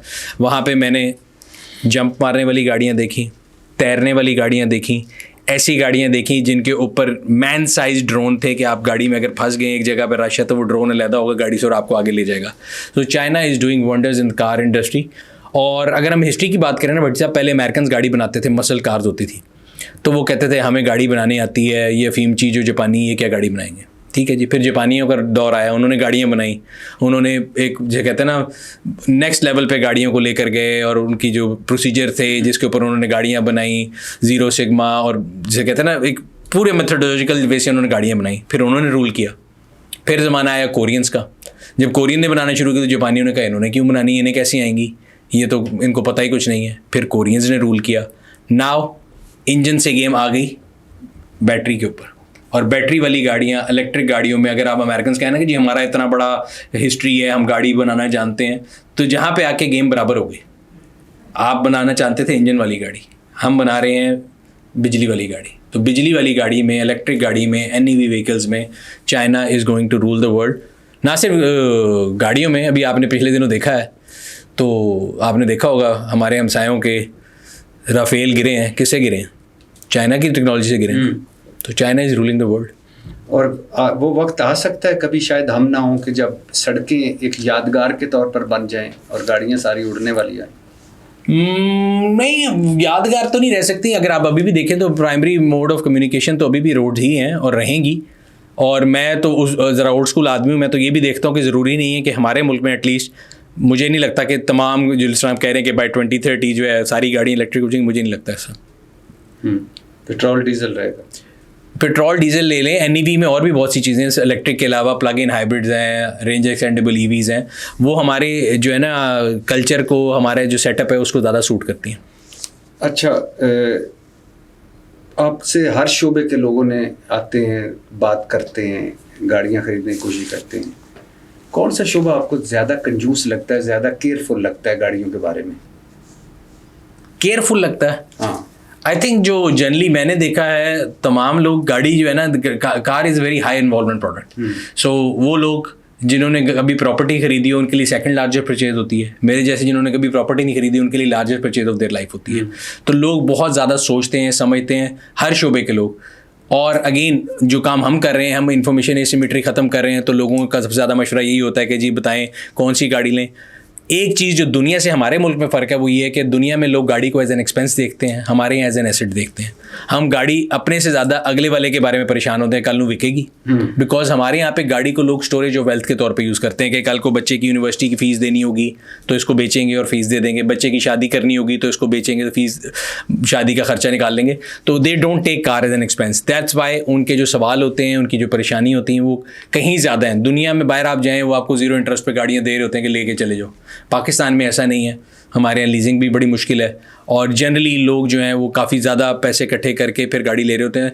तो हर शोबे के लोग बहुत ज़्यादा जो है ना परेशान होते हैं गाड़ी लेते हुए, और इसलिए बिला तफरीक हर बंदा इक्वली परेशान होता है। मुझे पहली मर्तबा पता चला कि हमारे मुल्क में मेरी जहालत है या मेरा ये नाइली, क्योंकि मैं इतनी वो देखता नहीं हूँ सोशल मीडिया बहुत ज़्यादा अपने फील्ड के अलावा, कि एक हमारे मुल्क में बड़ा मारूफ अच्छा नाम डक्की भाई का भी है। और ये पता तब चला जब उन्होंने आपसे गाड़ी खरीदी। आजकल तो कोल्ड लखपत जेल में, अल्लाह उसकी मुश्किल आसान करे। आमीन। तो डक्की भाई को आपने कैसा पाया है बंदा? और आप सुना बड़ी महंगी गाड़ी आपने बेची थी। बड़ी महंगी गाड़ी उसको बेची थी कि वैसी महंगी थी? नहीं, ऑडी ई-ट्रॉन GT थी उस ज़माने में। हाँ, it was very new thing at that time, 3 साल पहले। और उसको कैसा पाया? मैं जितने भी कंटेंट क्रिएटर्स हैं हर फील्ड के, वो डॉक्टर हैं, इंजीनियर हैं, एंटरटेनमेंट इंडस्ट्री से हैं, क्रिकेटर्स हैं, सबसे मेरी दोस्ती है। बिकॉज सब जब गाड़ी लेते हैं तो मशवरा करते हैं। सो मेरी सबसे दोस्ती है, मैं सबसे मिलता भी हूँ अपने काम के तहत। मतलब मैं अपने काम से ज़्यादा ना किसी से ज़्यादा वो डिस्कशन करता हूँ, ना उनकी पर्सनल लाइफ में जाता हूँ। बट मैंने उसको प्रोफेशनली अगर देखें तो मैंने उसको बड़ा मेहनती पाया। सो जब उसने मेरे से गाड़ी ली थी तो उसका व्लॉग जब उसने शूट किया था तो वो सुबह 7 बजे आया था और दोपहर को तकरीबन 3 बजे मैंने उसको धक्के दे के निकाला कि चला जाओ। और वो जो शूट उसने किया था इतने घंटे में, वो उसके व्लॉग में शायद 1 मिनट था। सो मैं अपने सारे दोस्तों को बताता हूँ कि हम उसके कंटेंट से डिसएग्री कर सकते हैं, हम हर चीज़ से डिसएग्री कर सकते हैं, बट एक चीज़ जो मैंने तमाम लोगों में कॉमन पाई है, वो क्रिकेटर हो, वो फिल्म स्टार हो, वो व्लॉगर हो, वो फूड व्लॉगर हो, वो कुछ भी क्रिएटर हो, कुछ भी हो, तमाम कामयाब लोग जिन सबसे भी मेरी इंटरेक्शन हुई, उन सब में एक चीज़ मैंने कॉमन देखी, वो हार्ड वर्क है। यानी सुबह कितने बजे आया था डक्की? 7 बजे से लेकर दोपहर 3 बजे तक। और 1 मिनट का उसने बनाया? जो वो उसने आउटपुट बनाई थी, क्योंकि मैं तो थक के फिर एंड पे कहा, मैं कह मेरी ज़िंदगी में बड़े काम है, मैंने जाना है दफ्तर, आपने जो करना है कर लेना, मैं अब जा रहा हूँ। और जब बाद में वो व्लॉग आया था तो उसमें मैक्सिमम 1 मिनट का वो हिस्सा था और 10-15 मिनट का व्लॉग था। तो आप अंदाज़ा लगा लें कि वो daily day in day out कितना मेहनत करता था। We can agree and disagree on everything कि उसका कंटेंट कैसा था। मैं कोई इंडोर्स नहीं करता कि उसका कंटेंट बहुत अच्छा था, लेकिन एक बार तो आपने कहा था कि बड़ा मासूम आदमी है। 1-2 मिसालें भी आपने दी, उसका रिजल्ट आपके सामने है। जो मासूम नहीं होते वो इतनी देर अंदर कहाँ होते हैं हमारे मुल्क में। आपने वो मिसालें बड़ी दिलचस्प दी थी कि एक यानी उसने जो चेक कर कैश वाली मिसाल, आज तक मेरे पास पड़ा उसका चेक। वो बोला मिसाल क्या थी? मिसाल ये थी कि देखें, जो बहुत कनिंग आदमी होते हैं ना, ख़ास तौर पे जो विकेट के दोनों तरफ खेल रहे होते हैं, जो आपने मेरे से पूछा है कौन लोग सबसे ज़्यादा परेशान होते हैं, तो जो बंदा खुद चक्करबाज होता है ना, उसको हर वक्त ये टेंशन होती है कि मुझे भी चक्कर देगा अगला। तो किसी भी शोबे से लोगों जो खुद असल में चक्करबाज होते हैं ना, और ऊपर से उन्होंने लिबादा उड़ा होता है, वो सबसे ज़्यादा शक्की होते हैं गाड़ी लेते हुए कि मैंने आया ना कर दे, बिकॉज उसने दूसरी तरफ रह के देखा होता है कि क्या क्या होता है। तो उसके साथ मेरी जितनी भी इंटरेक्शन रही है, हमेशा मैंने कभी उसको नेगेटिव, कनिंग, बैक बाइटर इस तरह का नहीं पाया। बाकी उसकी पर्सनल लाइफ है, वो क्या कंटेंट प्रोड्यूस कर रहा है, that's none of my business. वो जो सब्सक्राइब का बटन है वो आप अपनी मर्जी से दबाते हैं, वो किसी के गले पे पिस्तौल रख के नहीं रख रहा। हम बहुत से लोगों को फॉलो करते हैं, जो मुझे भी फॉलो कर रहा है उस पर भी किसी ने पिस्तौल नहीं रखी, जो आपको फॉलो कर रहा है उस पर भी नहीं रखी। ईच इज़ टू ओन है। सुना है आपके जो घर के पिछले लॉन में ये सारे इकट्ठे होते हैं, ये सारे यूट्यूबर्स, आप खाना देते हैं? यूट्यूबर्स नहीं, सारे लोग इकट्ठे होते हैं जितने मेरे दोस्त। यूट्यूबर्स भी हैं, क्रिकेटर्स भी हैं, सिंगर्स भी हैं। मैंने आपको बताया कि मैं जनरली एक वेलकमिंग आदमी हूँ टुवर्ड्स एनीबडी जो मेरे साथ अगर बात कर रहा है और सलीके से कर रहा है। मेरा नहीं ख्याल देयर वुड बी एनीबडी जो कि मुझे मैं कहूँ कि जी मेरी हिट लिस्ट पे है या मेरी किसी से बनती नहीं। I am very inclusive in that sense. मैं बड़े आराम से हर किसी के साथ घुल मिल जाता हूँ। और हर साल रमज़ान में हम एक इफ्तारी करते हैं जिसमें सारे कंटेंट क्रिएटर्स, बिकॉज एक क्रिएटर्स इकॉनमी है। जिस तरह आप सारे जर्नलिस्ट इकट्ठे हो जाते हैं या कोई भी ग्रुप है, सारे वकला इकट्ठे होते हैं, सारे सियासतदान इकट्ठे होते हैं, सारे ब्यूरोक्रेट होते हैं, हर किसी ने अपना अपना एक क्लब बनाया हुआ है। तो आई कीप टेलिंग देम, और मैं उन सब में से या तो उम्र में भी बड़ा हूँ, तजर्बे में बड़ा हूँ, तो मैं उनको गाइड करता रहता हूँ। मैं उनको हमेशा कहता हूँ कि यार ये ऐसे कर लो, ये ना करो, ये करोगे तो गलत हो जाएगा। या उनके कंटेंट से रिलेटेड भी अगर मुझे कोई चीज़ लगती है कि सही करनी चाहिए तो मैं उनको बताता हूँ, बिल्कुल बताता हूँ। आपको नहीं नोटिस आया national cyber crime investigation agency का? नहीं, मैंने आज तक कभी कोई ऐसी पेड प्रमोशन की नहीं जिस पे आ जाए। और कोई ये भी नहीं आया कि आके ज़रा इस चीज़ का हिसाब दें? या नहीं, किस चीज़ का हिसाब दें? मैंने जब कोई चीज़ ली नहीं तो हिसाब किस चीज़ का? ये जो हुआ, अगर मिलने पे हिसाब देना तो मैं आपसे भी मिल रहा हूँ, मैं बता रहा हूँ, मैंने तो हर शोबे के हर बंदे से मिलता हूँ। ये जो हुआ है, जो अचानक थोक के हिसाब से सारे यूट्यूबर्स को गए, बहुत सारों को गए, सारों को तो नहीं, बहुत सारों को गए। रजब भट्ट बाहर बैठा हुआ है, डक्की भाई जो है वो खैर से को लखपत जेल में है, बाकियों को नोटिस गए। ये क्या था, आप इसको कैसे देखते हैं? बट साहब देखिए, डिपेंड करता है कि आपका इंटेंट क्या है। मैं किसी का इंटेंट नहीं जान सकता कि आपकी क्या नीयत है, मेरी क्या नीयत है, आपने मुझे किस नीयत से बुलाया। आपने मुझे बोला कि एक दफ़ा आपने बोला कि आना है, मैं आ गया। मैंने आपसे एक सवाल भी नहीं पूछा कि भजन क्या पूछेंगे क्या नहीं पूछेंगे। इसी तरह जब भी कोई चीज़ होता है, मैं उस तरह का आदमी नहीं हूँ कि मैं चीज़ों के पीछे देखूँ कि शायद कोई चीज़ है। जब ये इनिशियली शुरू हुआ था तो मुझे याद है, मैं मंसूर के पॉडकास्ट पे गया था, तो मंसूर ने मेरे से पूछा, मैंने कहा ये वो टाइम है जिस तरह हमारे मुल्क में लोग वल्चर होते हैं ना, लोग फ़ौरन कहते हैं जी मैं नहीं जानता। मैंने उधर बैठे कहा हाँ मैं जानता हूँ उसको। जिस तरह आप कह रहे हैं ना कि मेरे पास अफ्तारी पे आते रहे, तो मैं तो मानता हूँ आज ही आते हैं, मेरी बात भी होती है। उसने जो इससे पकड़े जाने से थोड़े से पहले एक वीडियो बनाई थी गाड़ी के, वो स्टीयरिंग का एक हुआ था कंट्रोवर्सी के बगैर स्टीयरिंग पकड़े गाड़ी चला रहे हैं। मुझे याद है मैं चाइना था, मैंने उसको फ़ोन करके डांटा कि ये क्या वीडियो है। उसने कहा नहीं तो मजाक था, असल में ऐसा नहीं था ये वो। तो मैंने उसको कहा यार इंसान बनो, लोग तुम्हें फॉलो करते हैं, अगर नहीं भी था असल में ऐसा बट लग तो ऐसा रहा है तो तुम्हें ये नहीं करना चाहिए। या कई लोगों को मैं मशवरे देता रहता हूँ कि जो मुझे लगता है अपने तई। बट जब ये चीज़ हुई तो मैंने भी ये समझा कि जी ठीक है, उन्होंने कहा कि जी आपने जुए की प्रमोशन की है, और हमने सुना था वो साहब का नाम मुझे नहीं याद आ रहा, जिन्होंने कहा था कि जी कौम के बच्चे जो हैं मैं उनकी जिम्मेदारी लेके आया हूँ, सरफराज चौधरी साहब। हाँ जी, तो उन्होंने कहा था कि वो मॉरल पुलिसिंग के लिए आए हैं। तो मैंने मंसूर की पॉडकास्ट में भी कहा था कि मॉरल पुलिसिंग आपका काम नहीं है। अगर मॉरल पुलिसिंग आपका काम है तो सबसे पहले तो पाकिस्तान में बहुत सी ऐसी ऐप चल रही हैं जो बंद होनी चाहिए। आप भी एग्री करेंगे कि नहीं? करूँगा। तो अगर हमने मॉरल पुलिसिंग करनी है तो हम स्टार्ट ए से करते हैं, जी से क्यों करते हैं? अगर कोई शख्स किसी प्लेटफॉर्म पर बैठ के कोई चीज़ गलत कर रहा है, आप प्लेटफॉर्म को कंट्रोल कर सकते हैं। पिछले दिनों इंडिया पाकिस्तान की जंग हुई, सबसे पहला चैनल जो इंडिया में बैन हुआ वो पाकविज़ व्लॉग था। And I take pride in this. अल्हम्दुलिल्लाह मैं अपने मुल्क के लिए व्लॉग बनाता हूँ, मुझे किसी इंडियन सब्सक्राइबर से कोई मोहब्बत नहीं लेनी। ठीक है, एक आर्ट जो होता है वो बॉर्डर्स के क्रॉस होता है, लेकिन जब उन्होंने फैसला किया तो उन्होंने यूट्यूब को लिखा कि जी पाकवीज़, और कई ऐसे चैनल थे, आपका भी बंद किया होगा, मंसूर का भी किया, सबका किया, उन्होंने बंद कर दिया। तो बाय दैट वर्च्यू अगर पाकिस्तान की गवर्नमेंट को ये लगता है या NCCI को लगता है कि जी XYZ जो है वो कौम के वो जो है बच्चों को ख़राब कर रहे हैं, और उन्होंने कई ऐसे वर्ड भी यूज़ किए थे, मतलब मैं वो वर्ड नहीं यूज़ करना चाहता कि बेगैरत और पता नहीं क्या क्या वर्ड थे, तो वो उनकी एक लिस्ट बनाए और यूट्यूब को लिख दें कि भाई हमारे मुल्क में चैनल बंद कर दें। हाँ, मुझे उस पर दुख हुआ था, मॉरल पुलिसिंग खत्म हो जाएगी। नहीं, मुझे उस पर दुख हुआ था। वो जो सरफराज चौधरी साहब ने कहा था, मैंने उनसे बात भी की थी कि आपका को मुल्ज़म है, आप किसी को नोटिस करते हैं, उसकी फैमिली है, उसके बच्चे भी होंगे, उसकी माँ भी होगी, उसकी दोस्त भी होंगे, तो आप ऐसे मुंह भर के किसी को कहें फलाना बेगैरत, तो फलाना फलाना तो फलाना फलाना, ये आपका हक नहीं है। और आप जिस कुर्सी पे बैठे हैं उसमें भी हक नहीं है। रिस्पेक्ट दें, अगर आप कोई जुर्म किया है तो आप अंदर करें। लेकिन अब तो सुना है मैंने कि इस पे बहुत सारी बात भी हो चुकी है। अब तो इन हाइंडसाइट पूरी गेम बदल गई ना। मैं बता रहा हूँ, मैं लोगों के नियतों पे शक नहीं करता, लेकिन अब जिस तरह स्टोरी अनफोल्ड हुई है, अब तो टोटल 360 हो गया ना। तो मॉरल पुलिसिंग से ज़्यादा जो कुछ और था। मुझे बड़ा दुख हुआ है, हालांकि मुझे बड़ी तवक्कुआत थी और अभी भी हैं NCCI से, कि वो सोशल मीडिया में जो अभी मैं इस पे आऊँगा सोशल मीडिया के इस्तेमाल पे, कि सोशल मीडिया में बहुत सारी चीज़ें ऐसी हो रही जो नहीं हो रही। मिसाल के तौर पे मैं उठ के यूट्यूब से आपको करता हूँ कि सुनील मंच को मैंने देखा फलानी जगह उसने फलां गाड़ी कसी ये कर दिया, सारा झूठ। हमारे यहाँ आप केस करेंगे तो भुगते रहेंगे फिर। सही कह रहे हैं। तो वो इसके लिए, लेकिन मुझे बड़ी हैरानी हुई और दुख हुआ कि वो सारे लोगों को उन्होंने उठा लिया है जो मॉरल पुलिसिंग कर रहे थे। और अब कई कहानियां खुली कि वो डीलें कर रहे थे, नोटिस देते थे, फिर पैसे लेते थे, फिर उसके बाद मंथलियाँ ली जाती थी, और ये रैकेट था बड़ा और बड़ी हाई सतह पे, और फिर एक एजेंसी का नाम यूज़ करते थे, और फिर उसके बाद वो क्या कहते हैं, अब उसका बड़े वसी पैमाने पर हाई लेवल हो रही है तहकीकात। बट साहब मैं बड़ा अगेन पॉजिटिव आदमी हूँ, मैं हमेशा कहता होता हूँ कि बुराइयाँ हर जगह होंगी। सो NCCI एक बेहतरीन इदारा है, उसमें अगर कोई बंदा गलत काम कर रहा था तो वो अब जनाब कैफरे किरदार पे पहुंच जाएगा। इसी तरह पुलिस है, इस तरह डिफरेंट इदारे हैं, इवन ब्यूरोक्रेसी है, सियासतदान है। मैं हमेशा कहता हूँ कि लोगों की पॉजिटिव साइड पे देखना चाहिए बजाय कि नेगेटिव साइड पे। मक्खी होती है ना, वो गन पे बैठती है।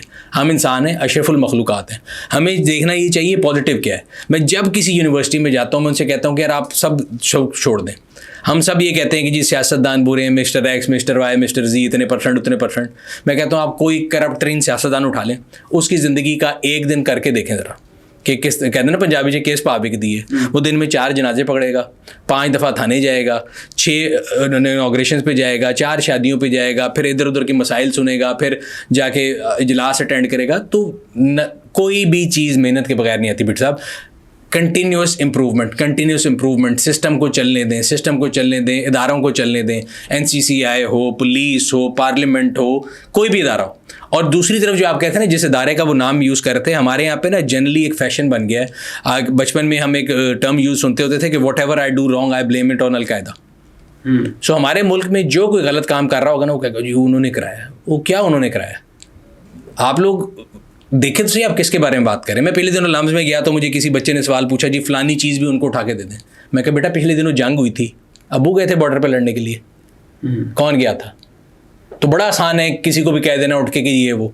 भाई अपनी जान देना, मुसलमान के अलावा तो और किसी मज़हब में तो जान के आगे वाला तो कॉन्सेप्ट नहीं है। सो अपनी जान अगर कोई बंदा देने के लिए आपके मुल्क के लिए तैयार है, आप उसको इज्जत भी नहीं दे सकते। तो मैं ऐसे किसी बंदे के लिए बिल्कुल कोई, जैसे कहते हैं ना, मैं बड़ा इंक्लूसिव आदमी हूँ, लेकिन जो हमारी फ़ौज के बारे में गलत बात करता है ना, मैं नहीं लेता इस बारे में। मैं कहता हूँ कि यार eight the end of the day फिर वही बात है, आप जिस मर्जी पार्टी को सपोर्ट करें, आई कुडंट केयर लेस। आपने नून लीग को वोट देना है, आपने पीपल्स पार्टी को देना है, आपने PTI को देना है, आपने JUF को देना है, जिसको देना है आप दें। फ़ौज को छोड़ दें, उनको आप बिला वजह पोलिटिसाइज ना करें, उनके ऊपर आप जुमले ना कसें। क्योंकि जिस दिन इंडिया के ड्रोन आए थे, इन जितनी पार्टियों के नाम है इनमें से कोई कुछ नहीं कर रहा था, ना कुछ कर सकता था। Eight the end of the day आपके बॉर्डर्स की हिफाजत आपकी फ़ौज करती है। तो अपने घर में भी ये होती है ना कि एक बुजुर्ग की सैनिटी होती है, उसको कायम रहने दें। अब्बा जी तब तक होते हैं जब तक आप उनकी इज्जत करें। वो अब्बा जी नहीं कहते आप। तो इसी तरह अगर आपकी फ़ौज आपके मुल्क के सरहदों की हिफाजत कर रही है तो गिव देम ड्यू रिस्पेक्ट। उनके नाम को गलत जगह पे इस्तेमाल अगर कोई बंदा कर रहा है तो आपके सामने आ गया ना रिजल्ट। तो ठीक है। सोशल मीडिया का इस्तेमाल से आप खुश हैं? सोशल मीडिया, बड़ा आपने इंपॉर्टेंट सवाल पूछा। ये ऐसा ही है जैसे कि आप किसी को गन दे दें और उसको चलानी ना आती हो, या बंदर के हाथ में माचिस दे दें, कहते हैं ना वो सारा हिंदुस्तान जला देगा। उसी तरह सोशल मीडिया हमारे यहाँ जो ना टेक्नोलॉजी एडेप्शन का बड़ी सब यूँ है। जब मोबाइल फ़ोन्स आए थे, मुझे याद है शुरू में वो दूसरा फीचर फ़ोन होता था, ठीक है। और I have been user of mobile phone since 1993। 7 वो और 25 ये तकरीबन 32 साल हो गए। लेकिन एकदम आप देखेंगे 2010 के बाद ये हमारी टेक्नोलॉजी अडेप्शन इस तरह गई है। स्मार्टफोन आ गया, लोगों का नहीं ख्याल था कि बड़ी जल्दी अडॉप्ट करेंगे। अब आप देख रहे होते हैं सड़कों पे सफाई हो रही है, वो भी तस्वीर खींच रहा है, पानी डालने वाला है वो भी तस्वीर खींच रहा है। सो काम से ज़्यादा तस्वीर पे जोर होता है। सो हमने सोशल मीडिया को अडॉप्ट नहीं किया उस तरह जिस तरह करना चाहिए। उसमें सबसे इंपॉर्टेंट रोल मेरा ख्याल है एजुकेशन प्ले करती है, ठीक है। तो आपने प्लेटफॉर्म को यूज़ करना है, किसी भी प्लेटफॉर्म को कैसे यूज़ करना है उसके लिए तालीम, और अगेन जो पॉलिसी बनाने वाले हैं, जो भी अगेन बात है मॉरल पुलिसिंग कर रहे हैं। आपने आज डक्की को जाके उठाया, जब तक उसने 6 मिलियन सब्सक्राइबर किए तब आप सो रहे थे? तब आप कौम के बच्चों के मुस्तकबिल और मुफक्किर आज़म क्यों नहीं बने थे? जब उसने 6 मिलियन लोगों को ख़राब कर दिया बकौल आपके, तो तब आपको याद आई क्यों? पाकिस्तान में कई ऐसी ऐप हैं, मैं फिर नाम लूँगा, जो चलती हैं और हर दफ़ा कहा जाता है कि जी वो हमारी सोशल वो ख़राब कर रही हैं, और उसके नाम पे ना हर साल में 3-4 फंक्शन करके सोशल रिस्पॉन्सिबिलिटी के नाम पे झाड़ू फेर के चले जाते हैं, और आज तक सब बकवास चल रही है उधर ही। तो मेरे ख्याल से बहुत गलत इस्तेमाल हमारे मुल्क में किया जाता है उसका। क्या करना चाहिए? पॉलिसीज़ बनानी चाहिए इंक्लूसिव हो। देखें हम दुनिया में जाते हैं, पाकिस्तान से पहला मुल्क जहाँ हम जाते हैं जो हर पाकिस्तानी की अप्रोच में, वो दुबई है, ठीक है। तो क्या उधर हर चीज़ की आज़ादी है? पिछले दिनों बारिश हुई थी, कई लोगों ने वीडियोज़ डाली थी, तो उन्होंने क्या कहा था कि बहुत तकलीफ है, निकल जाओ। 2 दिन के अंदर सबने वीडियोज़ उतार दी। तो आपको कंट्रोल करना पड़ेगा किसी न किसी तरह से। उस तरह का कंट्रोल नहीं कि आप लोगों को 10 साल बाद जाके पकड़ें और मॉरल पुलिसिंग करें और उनको यू कॉल देम नेम। आप पॉलिसी सेट करें। देखें कोई भी गेम खेलनी हो, आपने आज एक मैच खेलना है, पहले हम रूल सेट करेंगे फिर गेम होगी, ऐसा ही है। ये नहीं हो सकता कि हम गेम खेलना शुरू कर दें और जब आपकी बारी आए तो आप कहें ये तो छिक्का नहीं, आउट है। मेरी बारी आए तो आप कहें ये तो शीशे पर लगे आउट है। अपनी बारी पे कहें तो ये छिक्का। ये नहीं हो सकता। You have to define rules for everything. हमारे यहाँ देख लें राइड हेलिंग सर्विस आई, करीम, उबर, ये वो आए। एक्चुअली अगर देखा जाए तो बाय लॉ वो कारोबार नहीं चल सकता था, बिकॉज टैक्सी के लिए, कमर्शियल यूज़ के लिए आपको कोई लाइसेंस चाहिए था। ठीक है जी। हमारे जितने पॉलिसी मेकर्स है वो सो रहे थे। दूसरा, एक गोड़ी चमड़ी सिंड्रोम है हमारे यहाँ पे कि बाहर से आके जो कोई काम कर रहा है तो उससे हम इम्प्रेस होंगे, लोकल कोई कर रहा है तो हम उसको डंडे मारेंगे। ठीक है। तो बाहर से वो कंपनी आई थी, उन्होंने लोगों की गाड़ियाँ ऑन बोर्ड की, सारा कुछ हो गया। जब वो इतना बड़ा नेटवर्क बन गया तो हम एकदम याद आया कि इन्होंने तो, आपने देखा होगा इस्लामाबाद में एक दिन बंद हो गया, कभी लाहौर में बंद हो गया, ये सर्कस चलता रहा। और हमने पॉलिसियाँ बाद में बनाना शुरू की। अभी भी हमें जो सोशल मीडिया के नॉर्म्स हैं या इसकी इंक्लूजन है या लोगों को कैसे उसको यूज़ करना है, उसके डूज एंड डोंट्स बनाने पड़ेंगे, बजाय इसके कि अपने मनपसंद लोगों को आज़ादी दी जाए और दूसरों को पकड़ा जाए। अच्छा, ये मुझे बताएं, आज के आप उसी जनरेशन से ताल्लुक़ रखते हैं जो यूथ, और आपके बाद आने वाली नस्ल के मसाइल क्या हैं? 3 बड़े मसले क्या हैं? सबसे बड़ी जो मसला मुझे लगता है वो ये लगता है भट्ट साहब कि लोगों के अंदर जो होप है ना, उसको ज़िंदा रहना चाहिए। ठीक है। तो अभी हम अगर आजकल देखें तो हर बंदा यूट्यूबर क्यों बनना चाहता है? कभी आपने नोटिस किया? आप जाते हैं तो बच्चे यूं फ़ोन लेके क्यों घूम रहे होते हैं? क्यों? शॉर्टकट। हमारे बचपन में हीरोज कौन होते थे? क्रिकेटर्स। 25 करोड़ आवाम में 10-12 क्रिकेटर थे। बाय ऑल प्रोबेबिलिटी वो बहुत ही कुछ लकी लोग होंगे। सो अभी भी अगर आप यूट्यूबर्स की लिस्ट बना लें जो कामयाब है, वो भी 20-25 ही होंगे। सो मैं हमेशा कहीं भी जाऊं, किसी यूनिवर्सिटी, स्कूल में, मैं तो बच्चों को ये कहता हूँ कि बेटा ये इस तरह ही है जिस तरह आप सारे कहेंगे कि हम सब पाकिस्तान क्रिकेट टीम में आ जाएंगे, तो आप सब जो है वो टॉप व्लॉगर नहीं बन सकते। ठीक है। अपनी कोई नीश पकड़ें, कोई चीज़ जिस पे आप बनाएंगे, कोई इन्फॉर्मेशन पकड़ें। मैं आपके सामने एग्जाम्पल लूँ, इस शक्ल के साथ कोई हीरो फेस नहीं है, कोई मेरी आवाज़ सुरीली नहीं है। ठीक है। ऑल द नेगेटिव जो आप निकाल सकते होंगे वो होंगे, लेकिन स्टिल लोग देख रहे हैं ना, बिकॉज जो कंटेंट मैं प्रोड्यूस कर रहा हूँ उसकी मार्केट में डिमांड थी, मार्केट में गैप था। People wanted to know about cars, there was a void, nobody was giving that information. मैं वो इन्फॉर्मेशन दे रहा था। आज आपके सामने मेरा ख्याल है 50+ लोग हैं जो गाड़ियों के रिव्यू बनाते हैं, और मैं सबके रिव्यू देखता भी और सबको वेलकम भी करता हूँ। एक ये हो गया। दूसरा ये कि सिलेक्टिव जस्टिस। अगर तो आपके नाम के आगे कोई बड़ा नाम नहीं लगा तो आप अंदर रहेंगे 2 महीने, अगर अंदर नाम लगा है तो जमहूरियत खतरे में पड़ जाएगी। तीसरा again that is again with justice, rule of law के लिहाज से हो गया। आपने कहा कि वही बात है कि जिसका जो दिल करे वो कह देता है। अगर बाहर का ये मुल्क हो तो डिफेमेशन लॉज भी अच्छे होंगे, स्ट्रांग होंगे। हमारे यहाँ तो मजाक है, उसने उसको इतने करोड़ का हर्जाने का नोटिस भेज दिया, उसने उसको भेज दिया। वो सबको पता है कि वो सिर्फ एक अखबारी ज़मीमा टाइप खबर होती है, एक्चुअल कुछ नहीं होता। तो जब तक आपके पास इंसाफ नहीं होगा, आपको ये नहीं पता होगा कि मैं जो मेहनत कर रहा हूँ मेरा राइट को लेके नहीं जा सकता, दैट इज़ ऑल्सो रिलेटेड। और जस्टिस, 3 चीज़ें जो मेरा ख्याल है बड़ी इंपॉर्टेंट है। और क्या आप पैगाम देना चाहेंगे जो इस फील्ड में, आपके फील्ड में आना चाहते हैं? और सॉरी, मैं एक और बात, जो भी हम बात करते हैं ना कि लोग फॉलो करते हैं, आपने नाम लिया रजब का, डकी का, बहुत से लोग ऐसे भी हैं जिनको पॉजिटिवली भी लोग फॉलो कर रहे हैं, उनके भी नाम ले सकते हैं। हमारे अपने दोस्त हैं, राना हमजा सैफ है, वाइल्डलाइंस भाई इब्रार भाई हैं, शावीर है, बिलाल वीडियो वाली सरकार है। देयर मल्टीपल पीपल जो कि अपनी फील्ड में एक्सेल कर रहे हैं और लोगों को इन्फॉर्मेशन दे रहे हैं, लोग बना रहे हैं, एंटरटेनमेंट भी बना रहे हैं। कराची के बहुत से लड़के हैं जो कि मीम्स भी बनाते हैं, अच्छा कंटेंट बनाते हैं। इस्लामाबाद के हैं, लाहौर में हमजा बुखारी है, देयर मल्टीपल पीपल। आप उनको भी तो फॉलो कर सकते हैं। ज़रूरी नहीं कि आपने जो कहते हैं ना बॉर्डर लाइन पर जाके फॉलो करना है। अगर आपको लग रहा है कि कोई बंदा बहुत बदतमीज़ है आपके लिहाज स्टैंडर्ड से, तो आप उसको फॉलो कर लें। जनरली हमारी जनरेशन को ये सिखाया गया है कि आप जितना लाउड होंगे, जितने बदतमीज़ होंगे, उतनी आपकी सुनवाई होगी। वैसे मैं 2 चीज़ें मैं भी हैरान हूँ। एक तो अगर आपने डक्की को पकड़ लिया, आपने अंदर कर दिया, लेकिन वही जो जुए वाली ऐप है वो PSL को सपोर्ट कर रही है। आज तक वो ऐप खुली है? हाँ खुली है, वो खुली भी है।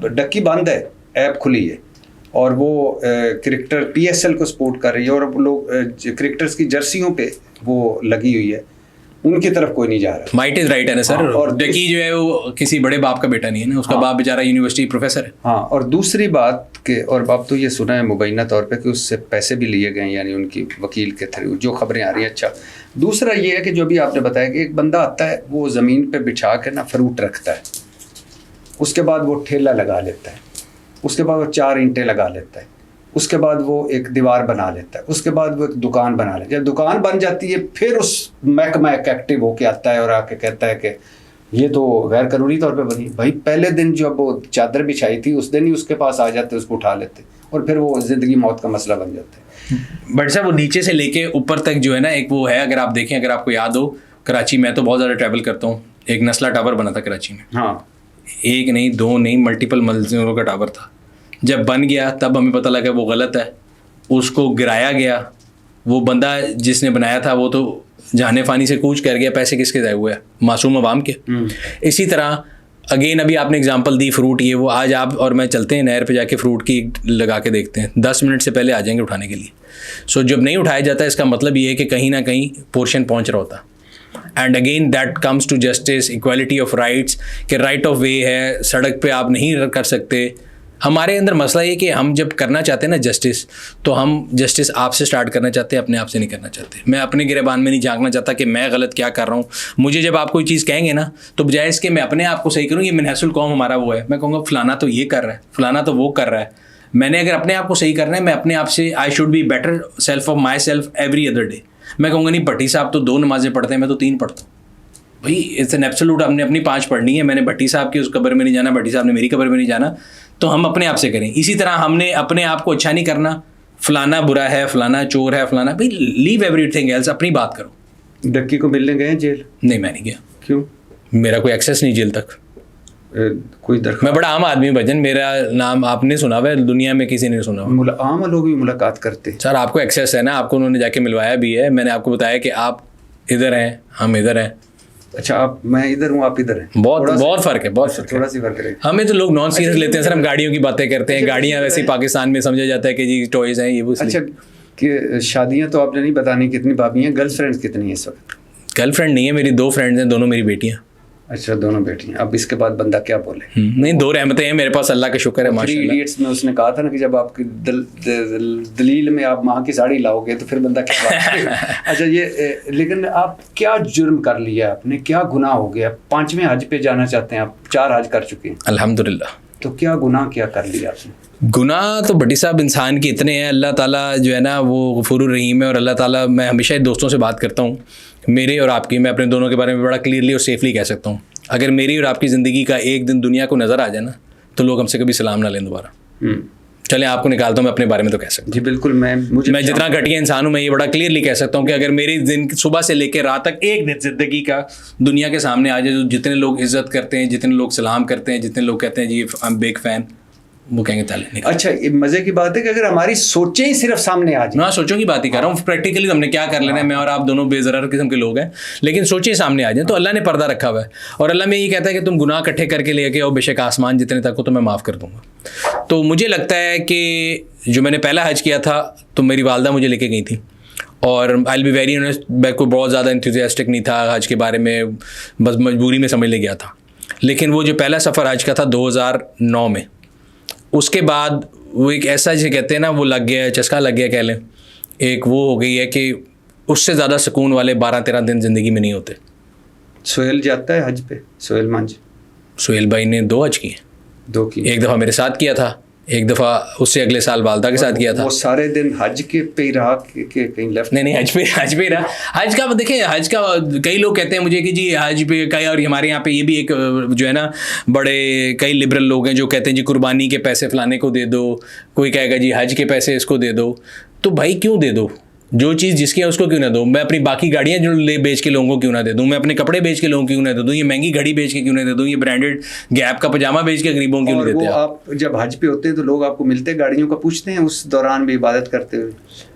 हाँ जी, है ना, पूछ लेते हैं। उमर शरीफ साहब ने कहा था, अदाकार अल्लाह उनकी मगफरत करे, कि मैं तवाफ़ कर रहा था, रो धो रहा था, तो पीछे आया बंदा, उसने हाथ तक, उमर भाई आपका ड्रामा वो वाला ना कमाल का था। मैंने इस तरह देखा, मैंने कहा क्या, तो लोग यानी हाँ नहीं, मेरे से हज बंदे ने हज पे सवाल ने पूछा है अभी तू किधर है, मैं क्या शॉपिंग करने यार, हज वाले दिन खाना का बगा तवाफ़ करो तो क्या कर रहा हूँ।